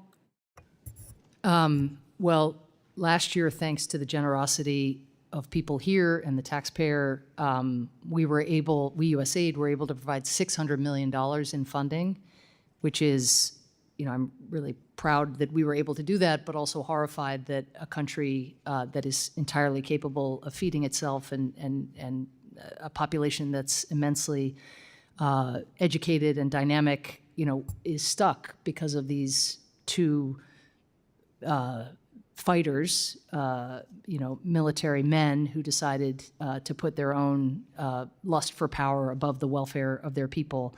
The U.S. government as a whole gave close to $1 billion and invested that in just keeping people alive. This is no way to live, let me put it that way. But even with those resources, both Hekmeti and General Burhan have imposed abominable restrictions on our humanitarian aid partners. I mean, whether it's, delaying visas or having these long convoys of resources where there are starving people, just up ahead, and refusing to allow those convoys to pass. This is something, again, that we raise again and again. Special Envoy Perriello now is taking up this charge full-time and engaging with both parties. There's been, again, modest progress in getting at least some access. But to lose the supplemental means falling off a cliff. And if Perriello, if the new UN Special Envoy are able to press and secure access, how tragic would it be that we finally get the access we need and then don't have the resources to actually fund WFP or UNICEF? Absolutely. And just in my remaining time, I just want to say, I know Ms. Wild asked you about 620I. My reading of the National Security Memorandum 20 is that it actually has a different standard. The standard is that not only does our partner country have to not inhibit aid, but actually has to facilitate and not arbitrarily deny the delivery of any U.S.-supported international efforts to provide humanitarian assistance. Would you say that, given your experience right now, that Israel is in compliance in facilitating the delivery of U.S.-supported international efforts to provide humanitarian assistance? Well, first I would say that I think 620I is covered by the higher standard in the National Security Memorandum. So I think that's what is meant. And again, the Secretary is managing that process. USAID has provided input on that question, but we'll have to await the report in early May. A number of commitments have been made. They need to be implemented with haste. Thank you. Thank you, Mr. Chairman. Thank you. I recognize the gentleman from South Carolina, Mr. Wilson. Thank you, Mr. Chairman. And Administrator, I'm so grateful for your service. One of the highlights of my service is going around the world to see USAID programs successful. One that I just will never forget in a very rural area of Afghanistan, to see a sign with the clasped hands of the flag of Afghanistan and the United States. And it was a rusty sign indicating the location of a school that had been built. And the rusty sign indicated to me that anybody could have taken it down any time, but they didn't. They were appreciative of what was done one-on-one to help people. And then in the Middle East, I'm so grateful for your immediate aid to the people of Turkey with the recent earthquake in southeastern Turkey, with the critical facilities at Incirlik. Americans acted immediately with your leadership to provide assistance to the victims. And we so appreciate this vital NATO ally. We so appreciate the democracy of Turkey. We are all celebrating 100 years of Turkish democracy and 75 years of NATO membership. Turkey is a shining beacon of hope and success for the region. And recently, I visited in August Ankara and Istanbul, and the advances of the Turkish people with a very vibrant and very appreciated Turkish-American community is so meaningful. And so thank you for what you've done for the people of Turkey. Additionally, I'm concerned in the opposite, the dictatorship of Assad in Syria. The White Helmets are one of the best and only volunteer civilian humanitarian organizations operating in the non-Assad regime areas. Every day, they respond to assaults on villages and civilian infrastructure by the Assad regime and its puppet master, the regime of the war criminal Putin. They provide life-saving medical aid to children with horrific wounds and operate in the absolute worst of conditions. Following the catastrophic earthquake, again, the earthquake that struck both Syria and Turkey, the White Helmets immediately mobilized and were able to save hundreds of lives. It's really sad that it's come to my attention. There are cuts proposed in the already modest budget from $7 million to $3 million for FY25. We've asked for a clarification. What is the commitment? What will be done? I mean, I'm in awe of the White Helmets and have been since they first came to my attention. I think back in 2012 probably was the first time I learned of their unbelievable bravery. They then became the target of mass Putin misinformation in a way that affected my work at the UN because we had to spend a lot of time truth-telling about what the White Helmets actually did. And it's been a great source of pride for me at USAID. In fact, after the earthquake, to make one of our first grants. Because of the exchange I just had with Congresswoman Jacobs, you might understand that giving a grant to a local organization is quite hard because USAID is sort of hard to work with. We have a lot of bureaucracy, a lot of compliance requests, but we were able to speed the paperwork and get resources out the door. I will look at the cut. It may just be that that is part, because you're bringing that to my attention, that that is part of the broader cut because our assistance is down, our humanitarian assistance is down 40% and needs are up 40%. So that just may be part of the overall cut across the board. Well, Administrator, I'm so grateful you know who they are. You know how significant it is, and gosh, the helping the people of Syria helped the people of Turkey too, with the cross-border earthquake, and it just would be so helpful to have funding sufficient for their actions to resist war criminal Putin and the dictatorship, murderous dictatorship of Assad. Another issue we have with UNRWA, in light of the UNRWA employees involved, clearly by video on October 7th, I'm grateful that there's been an effort to block funding to them. What is USAID doing to increase your own capacity to provide humanitarian aid to Gaza, but not relying on the UN? Well, there's UNRWA, and then there's the rest of the UN family. As it happens, it's the State Department that funds UNRWA, but our main partners are organizations like the World Food Program, which is also a UN agency, UNICEF, Save the Children, International Medical Corps, the distribution network, the trucks, the workers who are there in mass. And my time is up, but I do want to congratulate you're working with the World Food Program, formerly led by Nobel laureate, former governor of South Carolina, David Beasley. Thank you very much. Indeed. Thank you, sir. I recognize the gentleman from Minnesota, Mr. Phillips. Thank you, Mr. Chairman. Welcome, Administrator Power, and heartfelt gratitude to you, to everybody at USAID for what you do, how you do it, the importance to humanity, and also to building the American brand, which I think you do beautifully. I want to support so many of my colleagues' contention that we must pass the Senate supplemental bill with $10 billion for emergency aid. And along with our chairman, Mr. Wilson, who's leaving, I'm the ranking member of the Middle East, North Africa, and Central Asia Subcommittee, so I'm going to direct a few questions about that region to you, starting with Lebanon. The World Bank, of course, has described the circumstances there as some of the worst since the mid-19th century.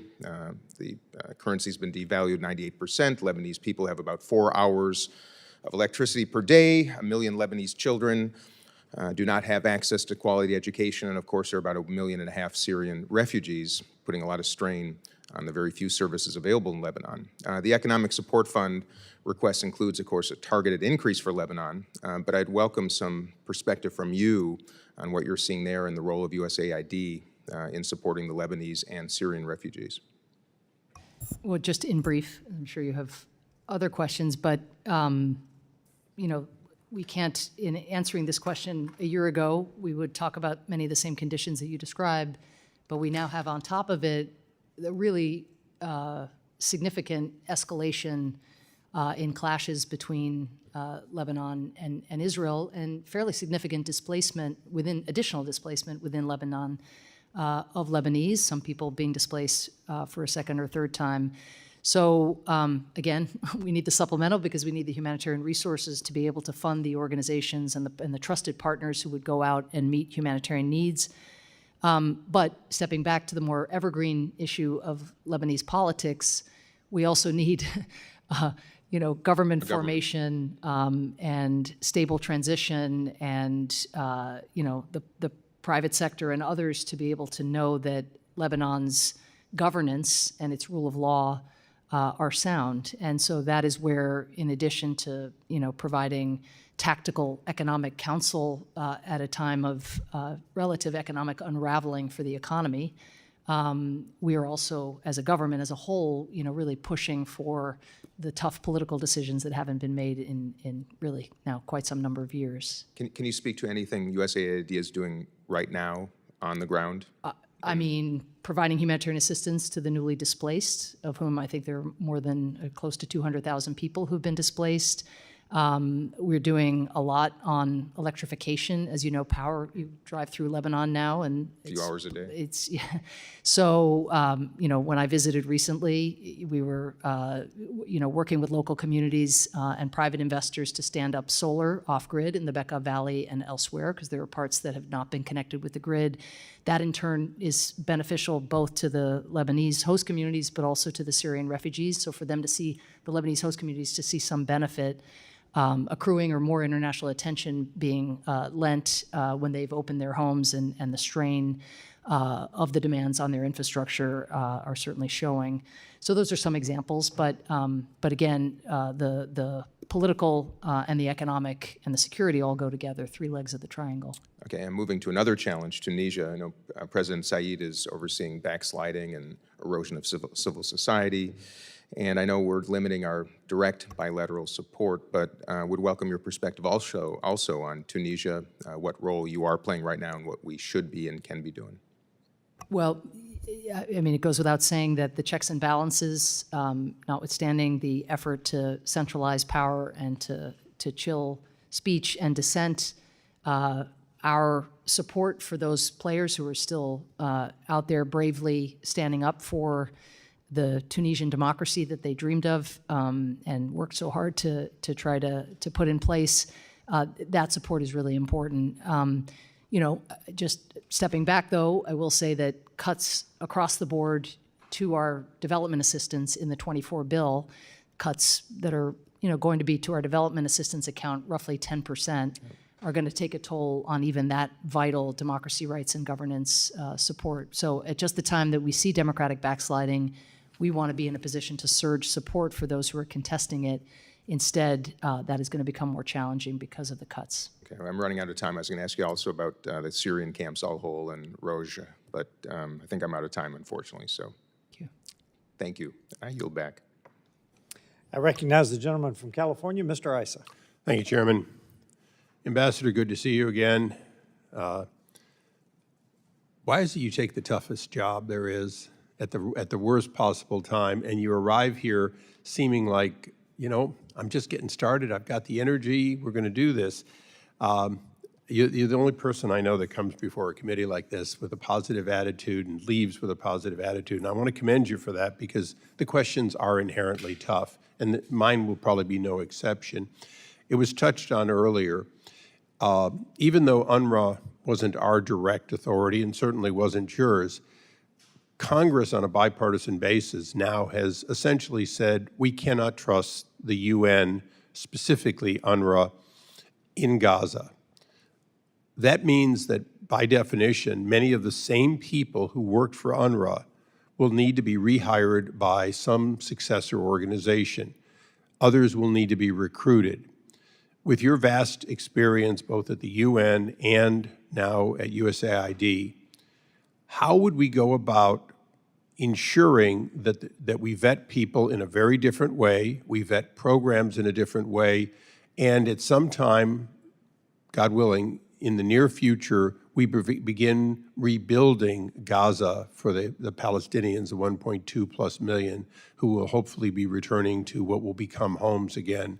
That's probably the largest job, perhaps since World War II, to look at an area so dense and have to rebuild. One, is your organization up to being a partner in that? And if not, who? I mean, this is a very challenging question. Let me just say in the here and now, there is no substitute for the humanitarian backbone that they provide. Just the sheer numbers of individuals, the experience they have, their knowledge of communities, again, where the trucks come from, who knows the routes. And I'll get to your question, but one little parenthetical is Israel, about a month ago, in light of the allegations, the horrific allegations, made a decision that UNRWA could not participate in convoys to the north, humanitarian convoys. But what that meant was fundamentally there could be no convoys to the north because you can't, as bombs are falling and kinetic operations are underway and terrorists are being pursued, you can't suddenly invent an entire humanitarian infrastructure, which I know is not what you're suggesting. No, Ambassador, just to narrow it for sake of time. Okay. After World War II, both in Europe and in Japan, we recognize that you come as you are and use what is available. That includes the people who know these routes, the people who were teachers, the people who provided humanitarian aid. I don't have any illusion that suddenly we're going to find thousands of replacement people. My question really was, how do we vet? How do we participate in a vetting that can cause the people of Israel, the people of the United States, as taxpayers, and Congress and yourself to have comfort that what happened, what has been discovered under the grounds of Gaza, won't happen again? I have no illusions. Many of those people may not love Israel, but they do care about their people, or foreigners who cared about people. So I'm not saying that, and maybe others here on the dais would say it, I'm not saying that you're disqualified if you worked for UNRWA. I'm saying that at the top, there has to be new confidence. You're too young, but I'm not, to remember when the Red Cross had no confidence and we brought in Elizabeth Dole. She didn't fire everybody, but she did begin rebuilding confidence in that great organization. How do we rebuild the confidence to take care of the worst humanitarian disaster in modern times? Well, despite whatever energy I might have, positive energy, I hope, fundamentally, this is not something that I have dug into personally, but the second— You're just one phone call away from the president giving you this job, you know that. But the second investigation underway, there's one into the named individuals that the Israelis brought forward who are alleged to have been complicit in or actively participated in October 7th. The other investigation is on this question, on the policies and the procedures and the vetting, and that's for UNRWA itself. But I would presume that whatever lessons are gleaned about UNRWA would be the ones that would be applied as well to other organizations who, of course, the organizational leadership are all worried that allegations like that could be brought forward. But their presence, again, in Gaza is so small that their ability to take, which I know, again, is not what you're suggesting, but to take up what UNRWA has been doing in wartime is not present. I will say also, last point, is that other donors are going to make a huge difference here. We are following the law, the Biden administration. We think it's really important for UNRWA to continue to do its vital work, particularly in places like Jordan and elsewhere in the region, but also in Gaza where the needs are so great. But that we are going to follow the law, and that is not going to be possible for the U.S. to fund. Other countries are stepping up and doing more to sustain UNRWA. I think we want to make sure that they are also using their leverage on behalf of UNRWA reform if UNRWA ends up, being the organization of choice for the rest of the world going forward. Thank you. Thank you, Mr. Chairman. Yield back. I recognize the gentleman from Illinois, Mr. Schneider. Thank you, Mr. Chairman, and thank you for being here. I want to thank you for the work you do. Broadly, I say the world's safer and U.S. interests are better served, advanced, and protected when America leads and we work with our allies and partners. And I've often talked about in this room the three-legged stool of defense, diplomacy, and development, and how the three need to work together, and USAID is certainly a critical component of that. The agency is unparalleled in its ability to help counter the root causes of extremism, uncontrolled migration, and international crime caused by poverty and hopelessness. USAID cultivates freedom, democracy, stability, three crucial components of an effective American-led international order. And so, again, thank you for what you do, but for all these reasons, it's also why I'm disheartened by voices shying away from our responsibility to lead. For example, fiscal year 24 appropriations already included counterproductive cuts to USAID's budget.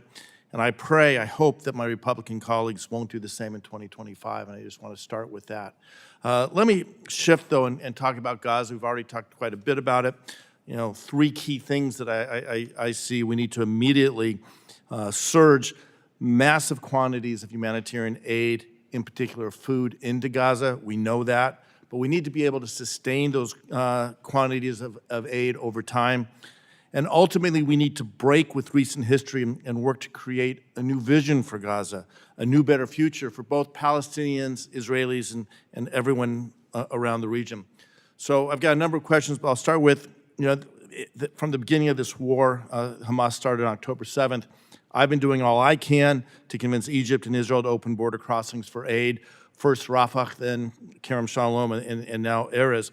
Can you talk about how aid is getting across the border and how it is or is not being distributed once it's across the border throughout Gaza? Well, in brief, of course, inspections in Nitzana and in Kerem Shalom. I also visited last month to see the process in Kerem Shalom. And, it is really important that just in the last week, you've seen the number of hours that the inspections are able to occur expanded. This is something President Biden has been pushing for almost the full 6 months of the war.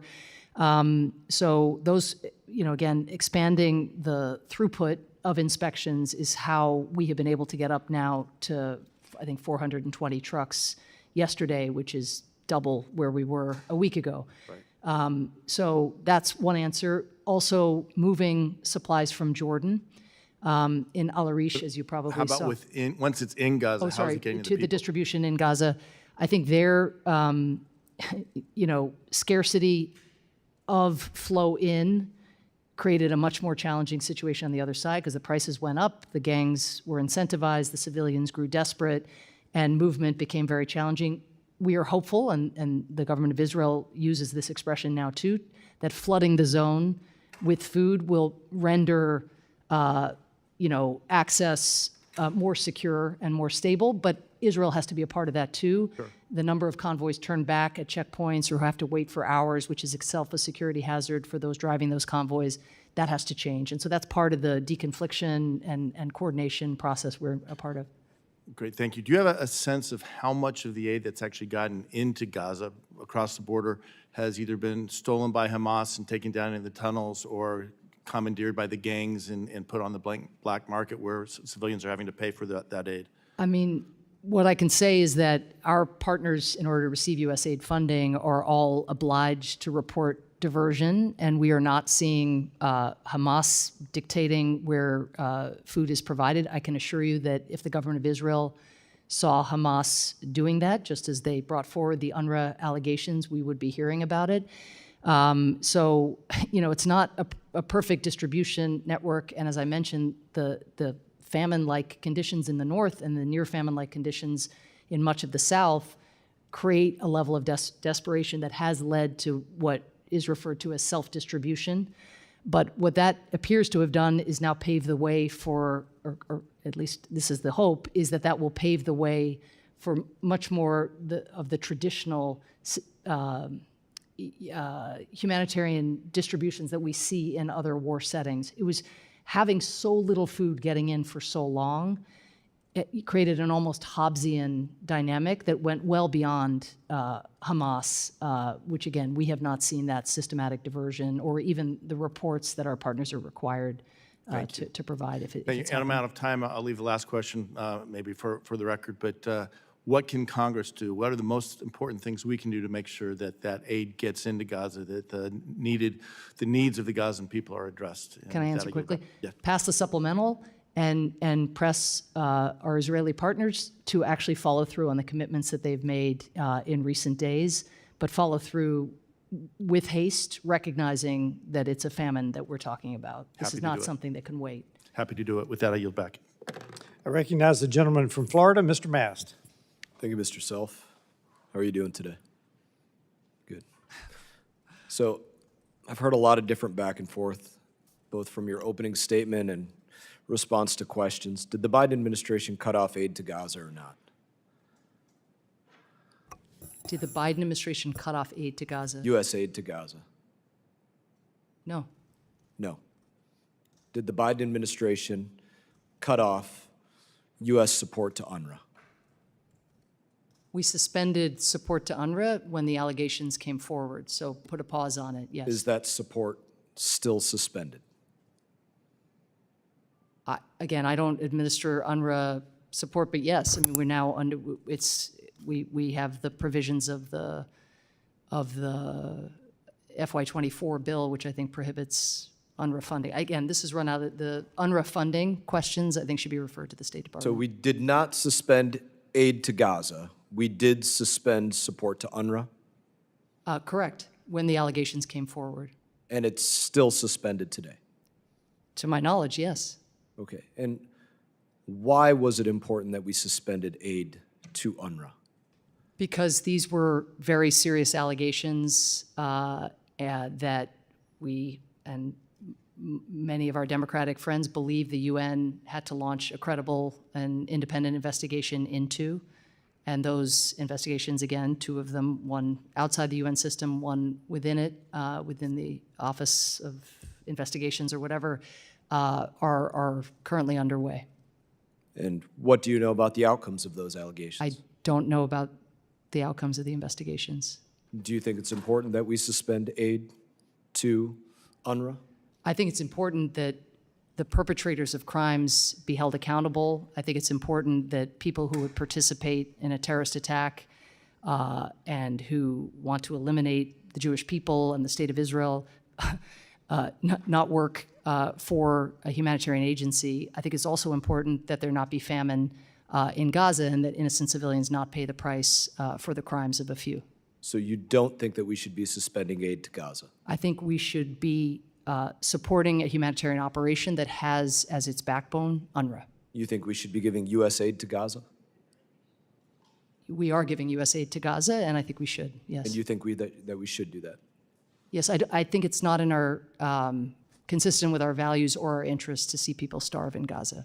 But And so I think we should be part of the solution and not the problem, yeah. Plainly, you know, again, you just, to repeat it, to not be convoluted here, you think that we should give US dollars, US aid, US support to Gaza? To the people of Gaza, USAID gives support to World Food Program, to UNICEF, to International Medical Corps, to our trusted partners that we work with all over the world. Those are the individuals and the organizations to whom we are giving resources, and we are doing so because we believe that they should, yes, be providing, for example, ready-to-use therapeutic food to kids under 5 whose arms are about this big at this point because of lack of access to food and nutrition. Yeah, I think we should support trying to undo a situation where kids are dying when there's food on the shelves in supermarkets just a few kilometers away. Are Palestinians our ally? We have an interest and we have a long history of working with the Palestinian people, and we should continue to do so. Is Israel our ally? Yes. Are Palestinians our ally? The Palestinians are our partners and our friends. As you know, ally is a term of art that is used Palestinians are our friends. Many Palestinians are our friends, absolutely. Their government is our friend? We work with the people we work with communities. We work with people who are holding the Palestinian Authority to account, independent journalists, civil society organizations, who are documenting many of the things that I'm sure you are rightly publicizing. So checks and balances are incredibly important, but if we think we can see a secure and democratic and thriving Israel without looking out as well for the welfare of the Palestinians and ensuring that they can live in dignity and security side by side, I think that's very short-sighted. Do you think Egypt should be taking in Palestinians? I mean, I think that, what is the context in which you're asking that question? You mean? Quite obviously in front of you, the ongoing war. Do you think Egypt should be taking in Palestinians? Egypt is taking in medical evacuations of Palestinians from Gaza, and we're working with our partners on the ground. Open the door and let anybody come in that wants to? You know, I think fundamentally what you have among Palestinians is a desire to live in their homes they've lived in for generations. Do you think Egypt should open the gates and say, come on in? I think that it is important that Palestinians who live in Gaza can remain in Gaza, which is where they want to remain. My time has expired. I recognize the gentleman from Texas, Mr. Castro. Thank you. Administrator Power, thank you for joining us today. And of course, I'd normally ask you about locally led development and some of your great work there at USAID, but I want to ask you obviously about the very urgent situation, humanitarian situation in Gaza. In your testimony, you said that the entire population of Gaza is living under the threat of famine. News reports came out recently that certain USAID officials sent a cable to the National Security Council warning that famine is already likely occurring in parts of the Gaza Strip. According to the report, quote, famine conditions are most severe and widespread in northern Gaza, which is under Israeli control. Do you think that it's plausible or likely that parts of Gaza, and particularly northern Gaza, are already experiencing famine? Well, the methodology that the IPC used is one that we had our experts scrub. It's one that's relied upon in other settings, and that is their assessment, and we believe that assessment is credible. So there's famine is already occurring there. That is, Yeah. yes. Okay. And more than half of the population of Gaza is under the age of 18, as you know, and are seriously affected by the lack of access to food and nutrition. And various organizations, including the United Nations, have warned that hundreds of thousands of Palestinian children may die if they don't get necessary food and nutrition assistance in just the next 2 to 3 weeks. Has USAID made such an assessment itself, and do you have a sense of how many such children might be at risk of dying if they don't get access to food and nutrition that's currently unavailable? I do not have those assessments on hand, but I will say that in northern Gaza, the rate of malnutrition prior to October 7th was almost 0, and it is now 1 in 3 kids. But extrapolating out is hard. And I will say, just with some humility, because it is so hard to move around in Gaza, because the access challenges that give rise in part to the malnutrition are so severe, it is also hard to do the kind of scaled assessments that we would wish to do. But in terms of actual severe acute malnutrition for under 5s, that rate was 16% in January and became 30% in February. And we're awaiting the March numbers, but we expect it to So it continue got on that. markedly worse. Yeah, markedly worse, but extrapolating and giving you the overall numbers. And just to be clear, I realize you're not part of the DoD or the State Department in working on these issues diplomatically, but is it your understanding that humanitarian assistance and food assistance is not supposed to be denied even when countries are at war with each other? Because there is this argument that, well, if Hamas would release the hostages, if they would surrender, that this would stop. But there's certain laws of war and certain conduct that nations are supposed to follow, and that includes allowing for humanitarian assistance. Correct. I mean, I will say, of course, and we all agree, the hostages should be released. Absolutely. It's an absolute outrage that they have been kept this long, and the horror and terror for the families of those individuals, I can't even contemplate. But yes, food must flow. But and kids can't be starved because you have two groups that are at war with each other. Food must flow, and food has not flowed in sufficient quantities to avoid this imminent famine in the south and these conditions that are giving rise already to child deaths in the north.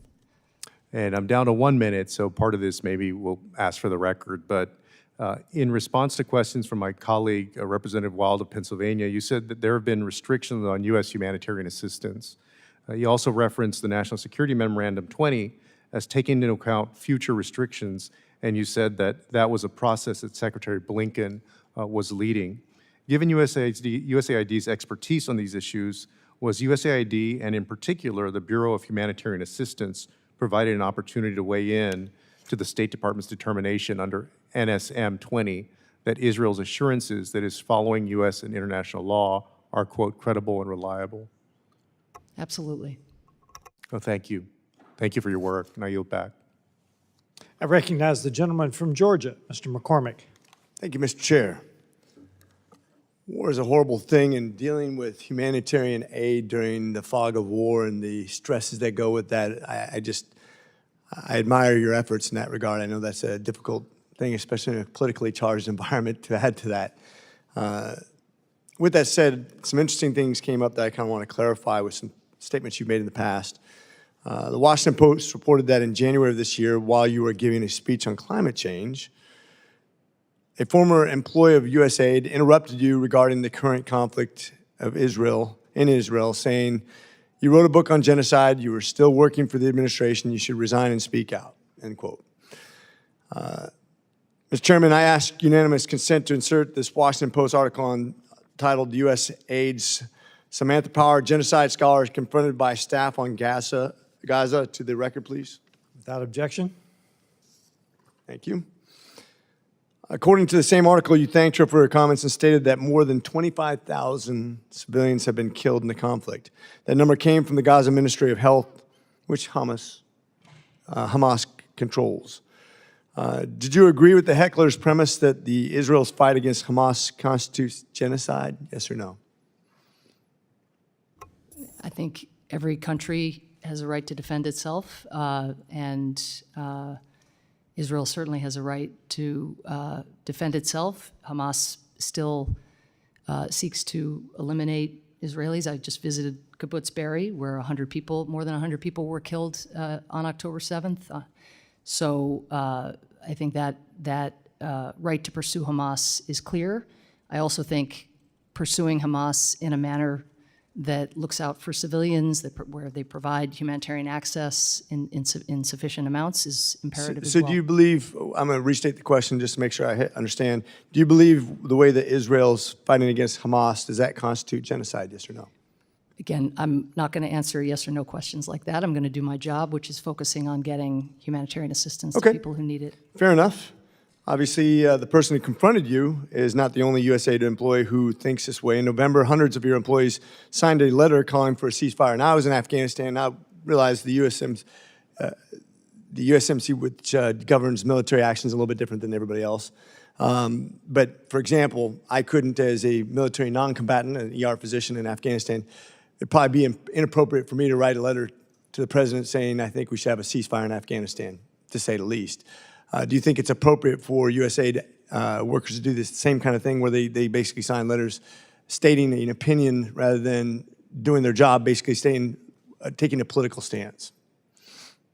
I mean, I have no evidence that they're not doing their jobs. As you noted, so it is appropriate. 75 crises, not whether it's, we have a dissent channel, we have a direct channel for a reason. I benefit from hearing from staff. I get criticized all the time. Sometimes I think the criticisms are valid, and sometimes I learn something about how what I'm doing is perceived or how what the Biden administration is doing is perceived. And I would note that, again, we've had internal traffic, maybe not of that magnitude, but also on Afghanistan. I got to move quickly because I only have a minute and a half left, so I appreciate your candor on that. There's an article last month titled "Top Biden Advisor Reveals She Confronted Netanyahu," and then quoted you as their healthcare summit, where you said that you asked Prime Minister Netanyahu to improve compliance with international humanitarian law. Mr. Chairman, I asked unanimous consent to insert this Washington Post article titled "Top Biden Advisor Reveals She Confronted Netanyahu" into the record. Without objection.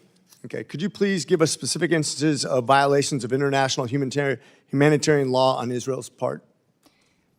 First of all, I did not say that I confronted, but I had on my trip really important, extensive discussions about the need to improve deconfliction. Do you have any violation of international humanitarian law by Israel? No. Can I just finish the I got larger it quick. point, I got 38 38 seconds. I understand, but you've asked a question. Civilians and humanitarians are dying in very, very large numbers, including most recently the World Central Kitchen strike. So is Israel violating international law? To improve the ability to keep civilians safe and to allow humanitarians to do their job, as the World Central Kitchen strike. Okay, so I'm gonna go ahead and I got to finish up because I'm running out of time here real quickly.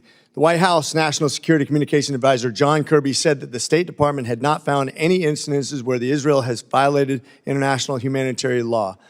Who's wrong and who's right here? There's conflicting articles based on two officials of the Biden administration who seem to think that either Israel is conducting an unjust war or they're not in violation. I'm just trying to confused, and I think maybe if we're going to make political statements, whether it be by your employees or yourself, it starts to confound the problem of getting your job done. And I think your job is very important, don't get me wrong. I think what you're doing is incredibly important, and we need to take care of innocent non-combatants that are being starved, if you will, or not getting the service they need to. But I just want to make sure we have a unified process going forward rather than contradictory statements by political people that don't seem to have their act together when it comes to unifying response. Thank you. With that, I have to yield. I recognize the gentlelady from North Carolina, Ms. Manning. Thank you, Mr. Chairman, and thank you, Administrator Power, for all your service to this country over many, many years. I'm over here. Thank you for all your service for many, many years and your patience during this hearing. There is no question we need to make sure that there is more humanitarian aid getting into the innocent Palestinians in Gaza. I have a very dear friend in my district whose husband's family is in Gaza, and I get regular reports about how they are suffering and how they would do anything to get rid of Hamas because they believe that it would relieve their suffering. So I'd like to know from you, does Hamas make it more difficult to deliver humanitarian assistance to those who need help in Gaza? All I can tell you, because I'm not there, is the reports from our partners is that that right now is not the impediment. That is not the barrier to getting food to people. I like you, would expect it would be, given what Hamas does otherwise, targeting innocent civilians, using innocent civilians as human shields. But again, trusted partners like World Food Program, UNICEF, and others have not reported that Hamas is getting in the way of distributing humanitarian assistance. And I will say, nor are we getting those reports from the IDF who are present on the ground in Gaza. I have been getting reports, in fact, that Hamas is targeting, punishing, or hindering Palestinians who are working with the international community to provide humanitarian assistance. You have not seen any evidence of that. I would be very interested in those reports, but that is not what our partners are reporting back to us. So do you believe that Hamas is benefiting from the aid that we are providing to Gaza? I mean, I don't even know how to think about that question in this moment when Hamas is on the run and being pursued across Gaza. You know, I don't think they are in a position, because of what the IDF is doing, to benefit per se. Would family members of Hamas potentially be getting access at a food distribution? You know, that's possible. It's going to civilians. Do you have any knowledge larger. of how Hamas fighters are getting their food? I don't. So it is a difficult balance to strike when we desperately want to make sure that innocent Palestinians don't suffer and don't starve, but we don't want to do anything to embolden Hamas. And I have spent today, much of my time this morning, meeting with hostage families. And I met with a woman whose husband is from North Carolina, the state that I represent, and she was held hostage for 51 days, and her situation was so appalling that she said during her captivity she wished that she had been killed. And now she's been waiting for her husband, Keith, for 186 days. And one of the things that we are concerned about is, how do we make sure that innocent Palestinians don't starve, but how do we avoid emboldening Hamas so that they will release those 136 hostages, including at least 5 Americans?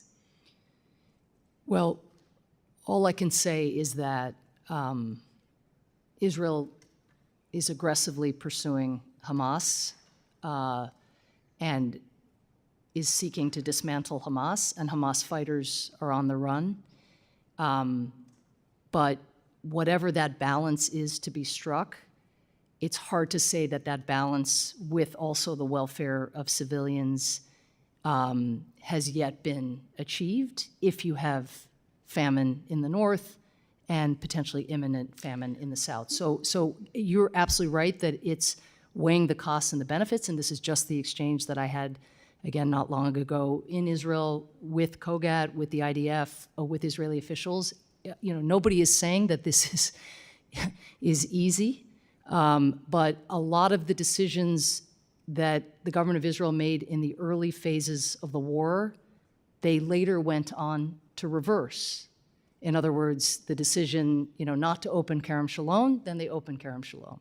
The decision not to allow fuel in because it was dual use, in the end, they recognize you can't do humanitarian delivery without doing fuel. What we have been saying consistently is just do all of that sooner so that fewer people are harmed. And I appreciate the work you do. I truly do. But I know that there is a hostage deal on the table, a ceasefire deal on the table right now. And Hamas is the party that is refusing to accept the deal. And I am deeply worried that there are things that we are doing that are preventing Hamas from taking the deal and releasing those hostages, including American citizens, and it keeps me up at night. So my time has expired. Thank you again for all your service, and I yield back. Thank you. I recognize myself for 5 minutes. One of the advantages of being so far down the chain is much of the ground has been plowed. I want to focus on what I think is a dangerous part of this Israeli situation, Lebanon. We know about UNRWA. That ground has been plowed. UNIFIL is the UN organization in Lebanon. There is an agreement that Hezbollah is not supposed to operate below the Litani River. There is a demilitarized zone there. I believe that USAID supplies like $70 million. Is that correct to Lebanon? Is that on the order? That sounds, if it's combining, I don't know if you mean the bilateral programming or the humanitarian. It's more substantial if it includes the humanitarian, but Okay. go ahead. Very good. But these are the dollars that are given to the government of Lebanon, which is heavily influenced by Hezbollah, as you know. Have you considered the danger of Lebanon exploding? Because there have been displacements. You mentioned the Lebanese displacements. They've also been thousands, tens of thousands of Israeli displacements in the north as well. It's not just the Lebanese that are being displaced. Have you considered the impact of those dollars that we are giving to the Lebanese government, have you considered it? And secondly, do you have any indication that Hezbollah is diverting those dollars as Hamas did for their wartime preparation? Thank you. First, let me just stipulate that I didn't mention Israeli displaced not out of neglect or a lack of awareness, but only because USAID doesn't work in advanced economies where a democracy like Israel looks out for its own displaced. So it's just we work in Lebanon, have a mission doing work to support the Lebanese people. Look, I want to look at what you're looking at, but we are certainly not giving $70 million to the Lebanese government, USAID. Our work in health, in agriculture, in other domains, by and large, I mean, in most countries, is not government-to-government assistance. My team will correct me if somehow I missed that on my trip to Lebanon not long ago. So again, our work is to make sure that the government is held accountable. Our work is to support independent media that hold them accountable. For example, after the port blast and the like.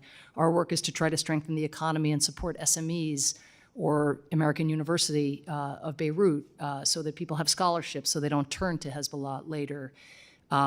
So again, you may be referring to something specific that I'm not aware of, and I apologize. I'm just taking administration reports of $67 million. I think when we say to Lebanon, though, it's to this range of other parties. I again would be very surprised if that was government to government. Okay, support. I would ask you to look at the UNIFIL. They are not doing their job because Israel has been striking areas south of, in the area of the Wadi Saluki, and this is in the demilitarized zone. We need to be using all of our soft power so that we don't have to use hard power later to make sure that Hezbollah, because this is, if Hamas is the B team, Hezbollah is the A team in the area. They have thousands of rockets, more than Hamas. This could be very dangerous. I want to move to Qatar. Qatar plays both sides of the fence. They play both sides of the fence in Afghanistan. They play both sides of the fence with Israel and Hamas. Why in the world are we continuing to use Qatar in their playing both sides of the fence in both of the situations that they are intimately involved in? Well, on both UNIFIL and Qatar, your questions are probably better steered to Secretary Blinken, who I know is appearing here. I hope he'll forgive me for saying that. But you know, look, what I would just say is that anybody who has leverage when hostages are in peril, we are going to seek to use that leverage. And the flip side of it is, as you describe, but we need Qatar and all countries that have an ounce of leverage over Hamas to use that leverage to insist that these innocent people be returned to their families. And so, you know, I think that's something you would do if in a position to use that leverage, and something we wish to do.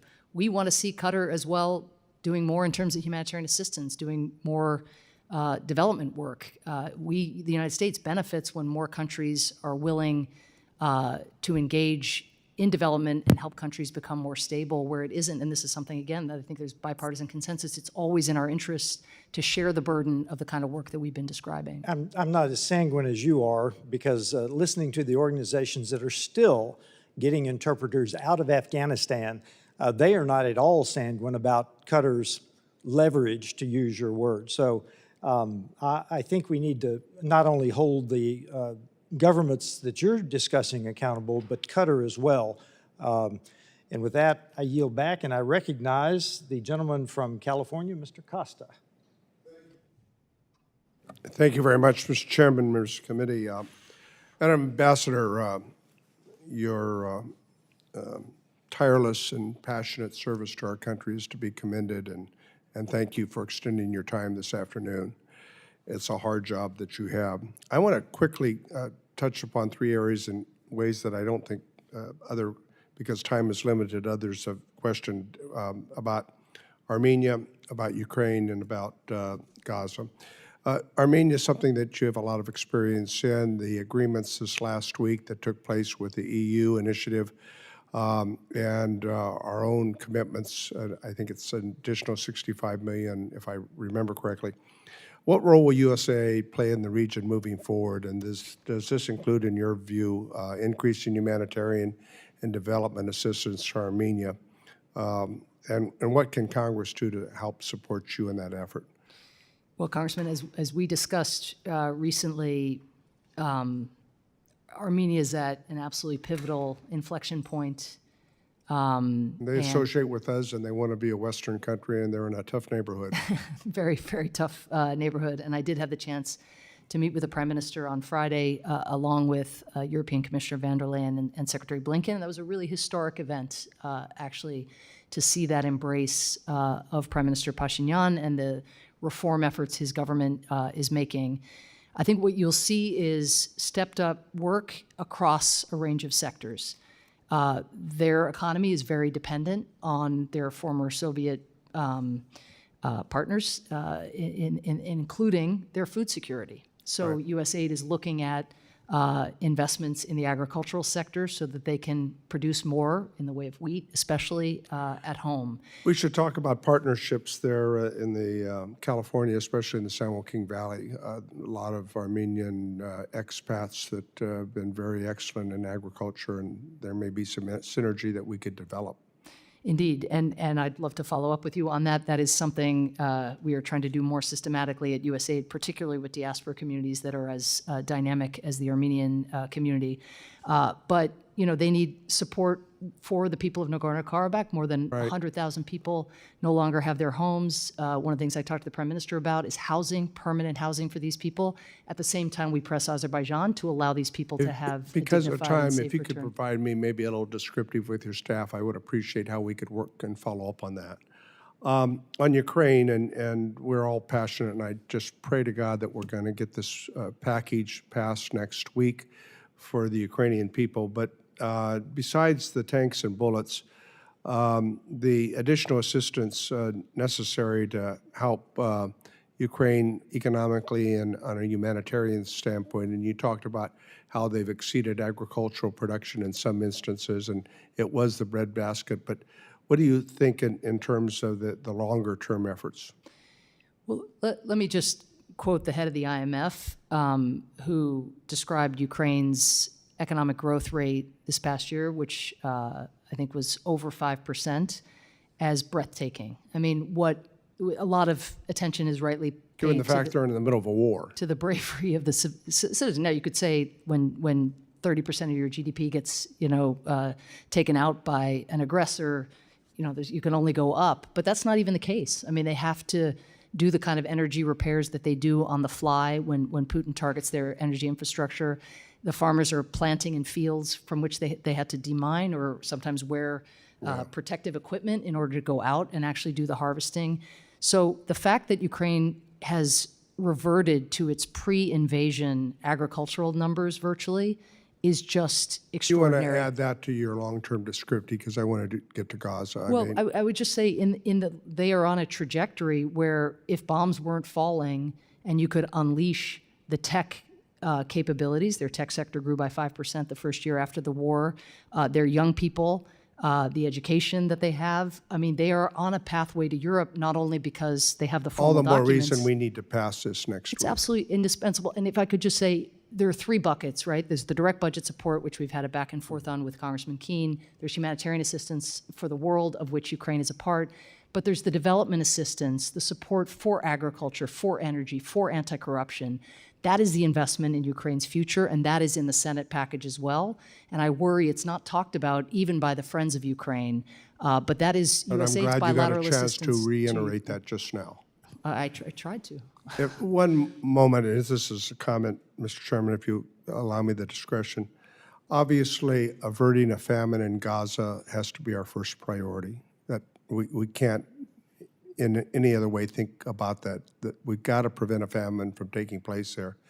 But in your descriptive, again, when reconstruction begins to take place and what that looks like when this war ends in Gaza, what our role is and how we partner with our moderate Arab countries on reconstruction is something I'm very interested in. Well, I think American companies are already engaging and will be incredibly important players, but that is why the investments in anti-corruption, in independent media, in open procurement, all of these investments now also put us in a position to see a more optimal form of reconstruction than occurred, say, in Afghanistan. Thank you for your service. Thank you for your time. Thank you, Congressman. Madam Ambassador. I recognize the gentleman from New York, Mr. Lawler. Thank you, Mr. Chairman. Administrator, following January reports that 12 UNRWA employees were involved in the October 7th terrorist attack, the administration halted new money towards UNRWA. In the appropriations package Congress passed recently, we added an additional year-long funding pause. There's no question here, UNRWA must be defunded and disbanded. There are institutional problems at UNRWA that were present long before October. In fact, there was an amendment to defund UNRWA in the State and Foreign Operations Appropriations Bill that was voted on in September of last year. I voted yes on that amendment along with 212 of my colleagues. Now, it wasn't enough for the amendment to pass, but it demonstrates that there was already serious concern with the operations of UNRWA prior to the administration's decision to cut funding. Further, this past November, I led floor debate to pass the Peace, Intolerance, and Palestinian Education Act, which discussed the anti-Jewish and anti-Israel curricula taught to children in Gaza and the West Bank, curricula taught by UNRWA employees. So while, yes, we appreciate the prohibition on new funding in January, this is long overdue, as there were clear and present issues at UNRWA that looks like were ignored by the administration. Did you have concerns about UNRWA prior to October 7th? You know, we've been here for a few hours, and I've been engaging all the UNRWA questions. I just do want to make clear that USAID doesn't fund UNRWA. I don't have any oversight over UNRWA or any engagement with UNRWA, and probably detailed questions, notwithstanding the fact that I've been trying to answer them, are better extended elsewhere. Part of the challenge here about the idea of disbanding is that while again, inexcusable if the allegations are proven true, nature of. Would you have reason to believe the allegations are untrue? Again, the investigation is underway. I think we would not have suspended funding if we didn't deem the allegations credible.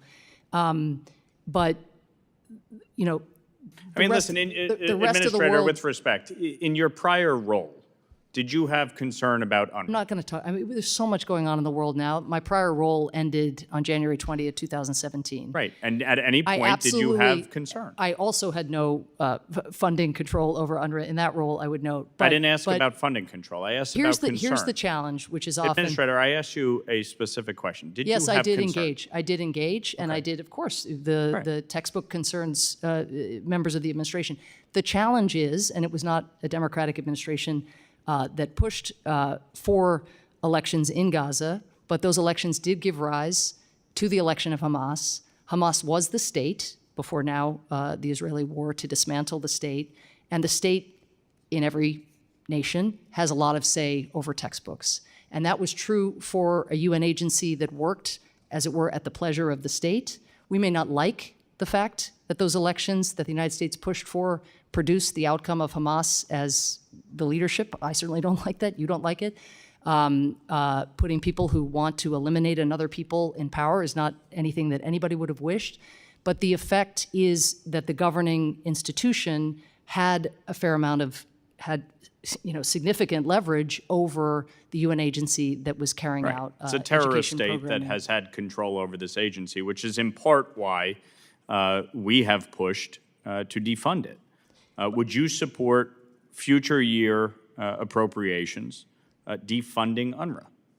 I don't know if you've had a chance to talk to the King of Jordan, for example. Yes, I have.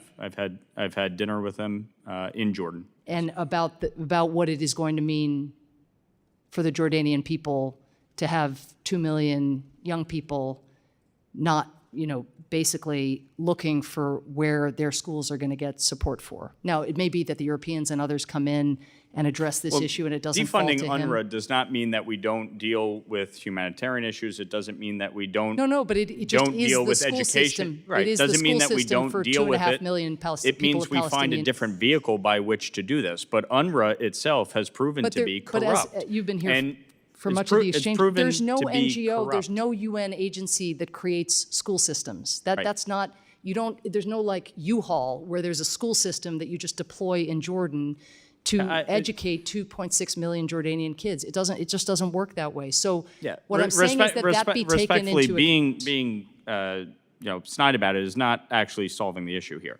The reality is UNRWA is not the vehicle by which we should be sending American taxpayer dollars at this point. It's just not. And we will follow the law. And we should, right. My question to you was, do you support moving forward? I'm describing the benefits of educating young people across the region and providing health services, and I'm not seeing a viable alternative. So I would suggest... So you believe we should continue to fund UNRWA? I think, first of all, we don't know what Gaza is going to look like after this war ends. Hopefully, Hamas will be dismantled and new institutions will be in place whereby they will take care of educating their own young people, and you won't need a UN agency to do it.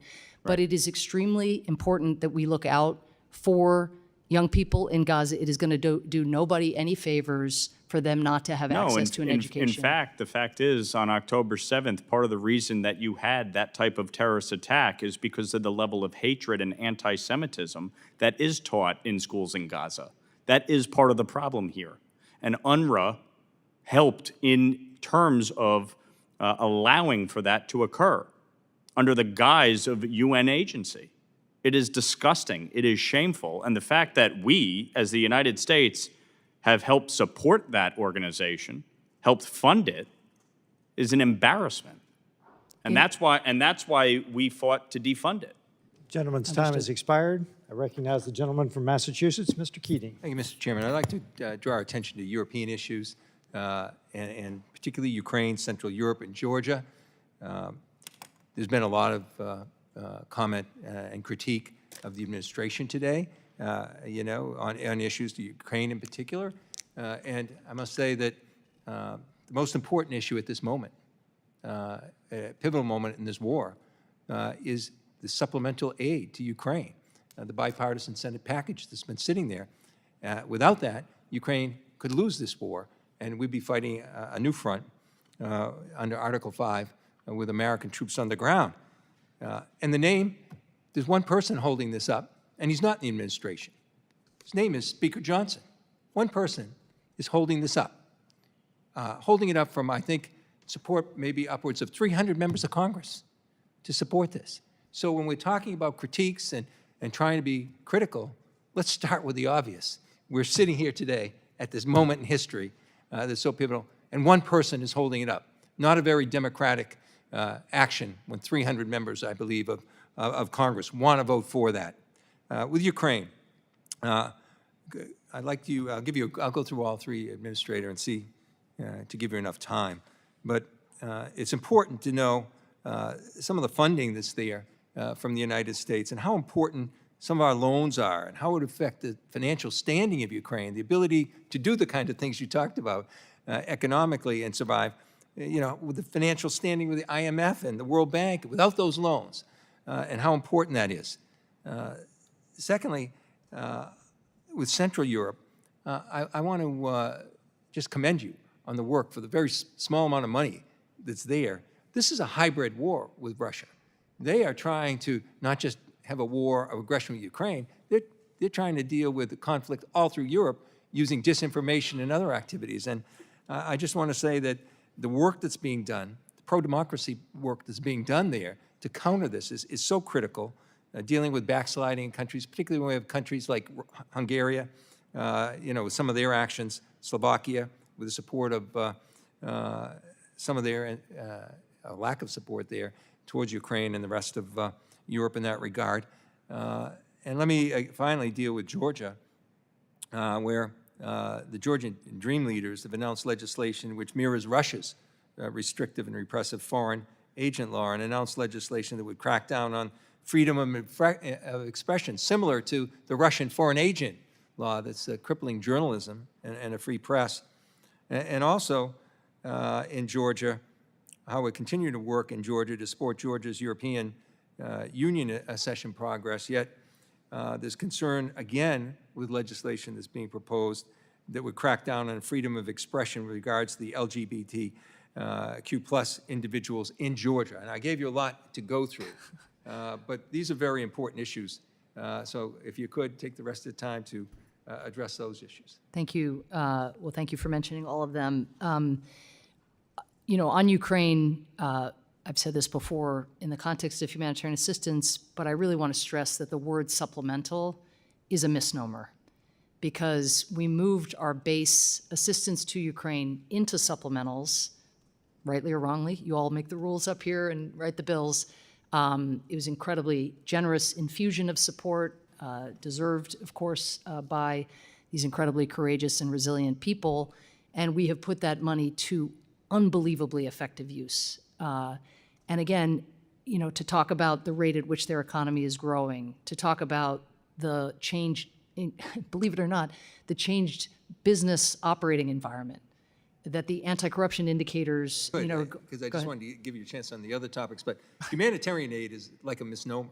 I mean, we're talking about funding. Well, they're two different buckets. First right? responders, we're talking about dealing with preserving the energy grid. The country would collapse and Putin would win if we aren't doing those things. So it's beyond humanitarian, but if I put on Central Europe and Georgia. No, but I mean, we do humanitarian assistance, right? That is about giving vouchers to displaced people who wouldn't otherwise have access to food or, free medical care or psychosocial support. But these investments in the economy are what are going to put Ukraine in a position. I use the example of the Republic of Korea at the beginning of my opening statement of going from being a recipient of assistance to now $5 billion a year as a development partner. That's what Ukraine is going to be. They've already set up the shell of their new development, their new USAID, Ukraine Aid, that is going to be our partner working in other countries exporting technology. I just want to mention one of the Central European countries, Moldova, which also is on a brave democratic path that has brought it nothing but risk and a lot of misinformation and interference from Russia, but they are working to render their economy, to turn their economy to the West, to fight corruption, to enhance tech and other skills in their young people so more people stay in Moldova. That's a success story. And on Georgia, just a very sad turn of events in terms of some of these anti-democratic moves, particularly sad in light of the strides that Georgia has made combating corruption, because a lot of those who will be most chilled if this foreign agents law passes are those that hold the government accountable and that have been absolutely vital in rooting out corruption over many decades. Georgia had been a real exemplar in terms of enhancing transparency, open procurement, and the like. So I think in all of these areas, again, there's more work to be done, but it comes back to we want to be catalytic with any resources we are given. I want to turn $1 into $2, $3, $4, including by crowding in the private sector, working with the DFC and others. But we do need these foundational resources, and our Ukraine bilateral assistance that supports energy, agriculture, the economy, the tech sector, and the anti-corruption efforts live within the development assistance bucket that is in the supplemental. So without that supplemental, that work will not be able to continue as it has. Thank you. Gentleman's time has expired. I recognize the gentlelady from Pennsylvania, Ms. Dean. Thank you, Mr. Chairman. And Administrator Power, I am mindful of your time. We are well beyond your hard stop. Do you have time for 5 more minutes? For you, of course. No, You've waited all this time. And I could do it privately with you if you wish. Oh, no, of course. I think you've been please. incredibly patient.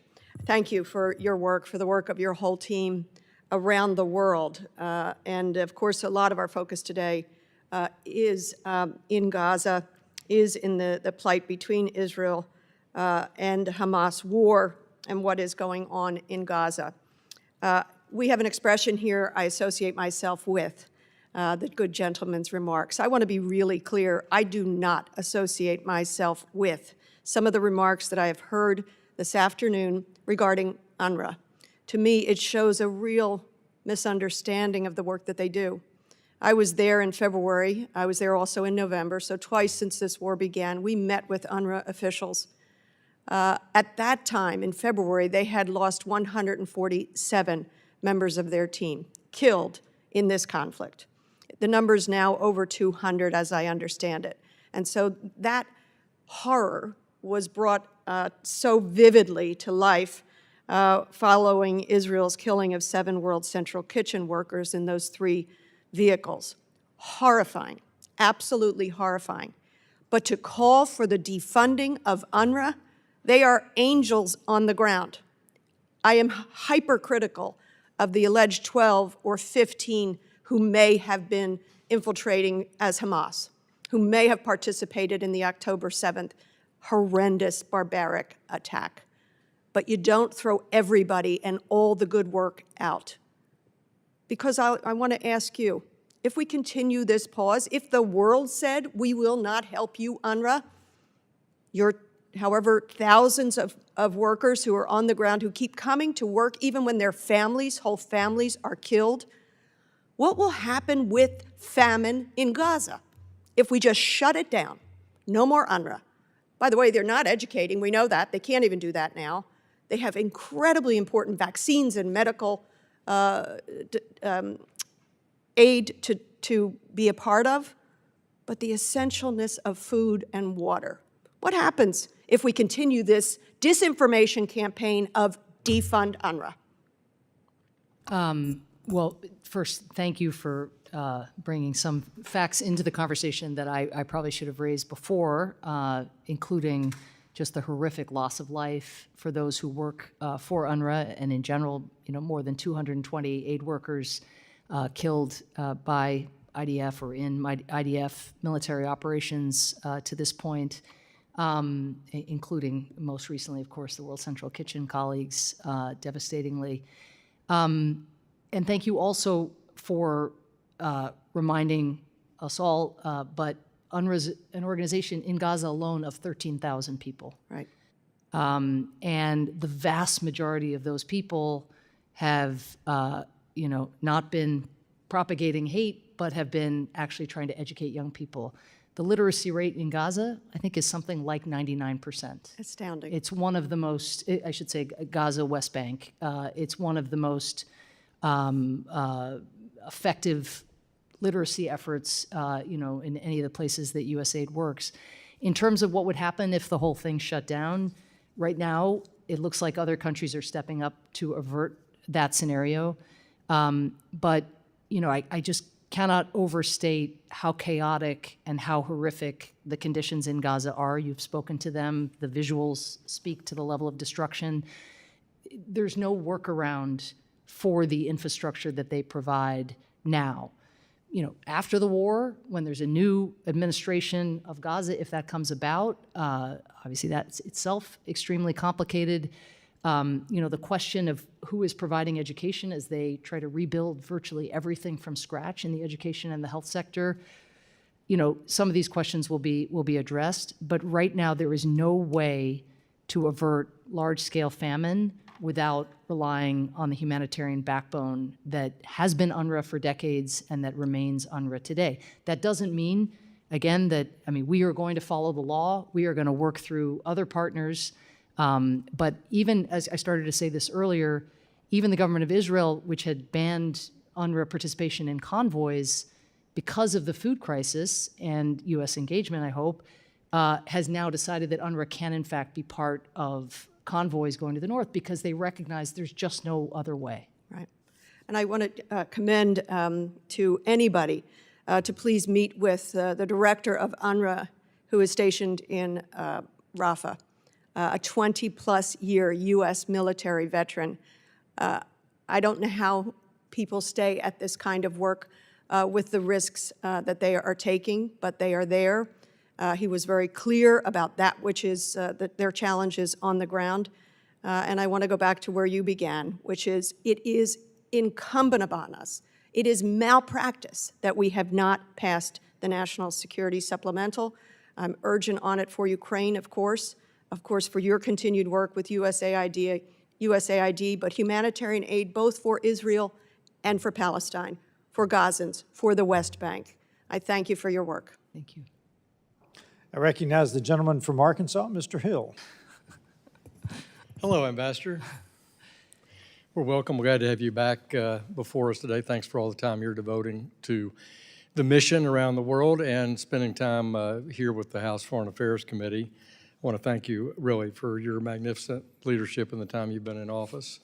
As it relates to helping Ukraine, you and I have talked about this extensively, and I want to talk to you about the good work of this committee on the REPO Act, which Mike McCall introduced, and I worked with him to amend rather significantly, but we got a very strong vote here, I think 40-2, and over in the Senate Foreign Relations Committee, something similar, 20-2, something of that nature. Do you support Russian assets that are currently frozen being seized and put in a UN or international fund for the benefit of Ukraine current budget needs or reconstruction? Absolutely welcome the chairman's leadership, your leadership, that of Senator Whitehouse, Senator Risch, and others. I mean, this is extremely important. It would be important anyway as a signal to Russia that you have to pay for what you did, that there is not the kind of impunity that Putin has become used to or seems to have become used to. But it's also important because we need all the resources that we can get. The Ukrainians need all the resources that they can get to rebuild. We know that they use their resources extremely effectively. We know that in using those resources, they are making sacrifices and taking strides on behalf of freedom for all of the rest of us. And I think this is an incredibly important tool. Of course, we're trying to coordinate with the G7 to make sure that we are acting collectively, given where the vast majority of those assets are stored. And I've seen Foreign Secretary Cameron and Prime Minister Sunak have certainly been supportive. The Council on Europe will vote on April 16th to do this. So I think we really need to be a leader. I think the United States needs to lead, and that will help Europe make the best decisions. It's true we only have $5 to $6 billion of those Russian Federation sovereign assets here, and it's certainly closer to almost $300 billion in Europe. But I think our leadership here is important. Thank you for that. I know that you've led in humanitarian efforts in Ukraine, and one of those is in agriculture and restarting agriculture. I haven't heard much discussion about that today. Thanks to American lethal aid, and that from France and from Great Britain, I won't leave anybody out, I'll say allied nations, the Black Sea is now open for business, is that right? Yes, it is. And that means we contribute less resources to the government in Kyiv if, in fact, Ukraine is exporting foodstuffs, fertilizer, others? Yeah, I mean, Putin's stepped-up bombardment isn't helping their ledger, right? So they've increased exports almost, I mean, have had even months where the agricultural exports exceed their pre-invasion levels, which is just breathtaking and as a tribute to them and as a testament to the good that our support, I think, is doing. At the same time, you know, the attacks on the energy infrastructure are of a ferocity and intensity that we thought you couldn't set new lows for brutality, but each week Putin seems to be setting them. So well, I think that's certain. He's trying to rival his predecessor Stalin in how many people he can kill around the world, in Russia, in Ukraine, in Syria, in other places through his proxy support. Let me turn to that other country, if I could, which is Syria. USAID is supportive of aid in northwest Syria. Is that correct? Depends on the form of aid, but yes. The HAR organization that runs much of the aid in northwest Syria out of Turkey and Iraq receives USAID support? I think so. The details I'm not familiar with. Since the earthquake, has it been hard to get aid into northwest Syria? Yes, as you know from your travels, but I think the teams are doing their best to find workarounds. That stabilization funding there, that's something that the U.S. has supported. The Bahar organization is just one organization that's doing it. That's still a priority for us to work with neighboring countries to try to provide aid to northwest Syria, is it not? It is. Again, part of what is happening across the board is the very substantial cuts are requiring cuts everywhere. So I think every region that is experiencing those cuts thinks that they are being singled out because of some policy shift. But in fact, when your budget shrinks by 40% and global needs go up by, in the humanitarian space, and global needs go up by 35, 40%, you know, that's what we're facing. So that's probably what is at work here, but I'm happy to dig into any specifics. Look forward to following up with you. Mr. Chairman, I yield back, and I want to thank the ambassador, the director, for her hard work on behalf of America's interests around the world. Yield back.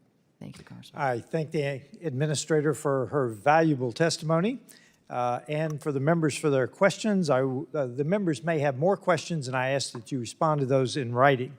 Pursuant to committee rules, all members may have 5 days to submit statements, questions, and extraneous materials for the record, subject to length limitations. Without objection, the committee stands adjourned.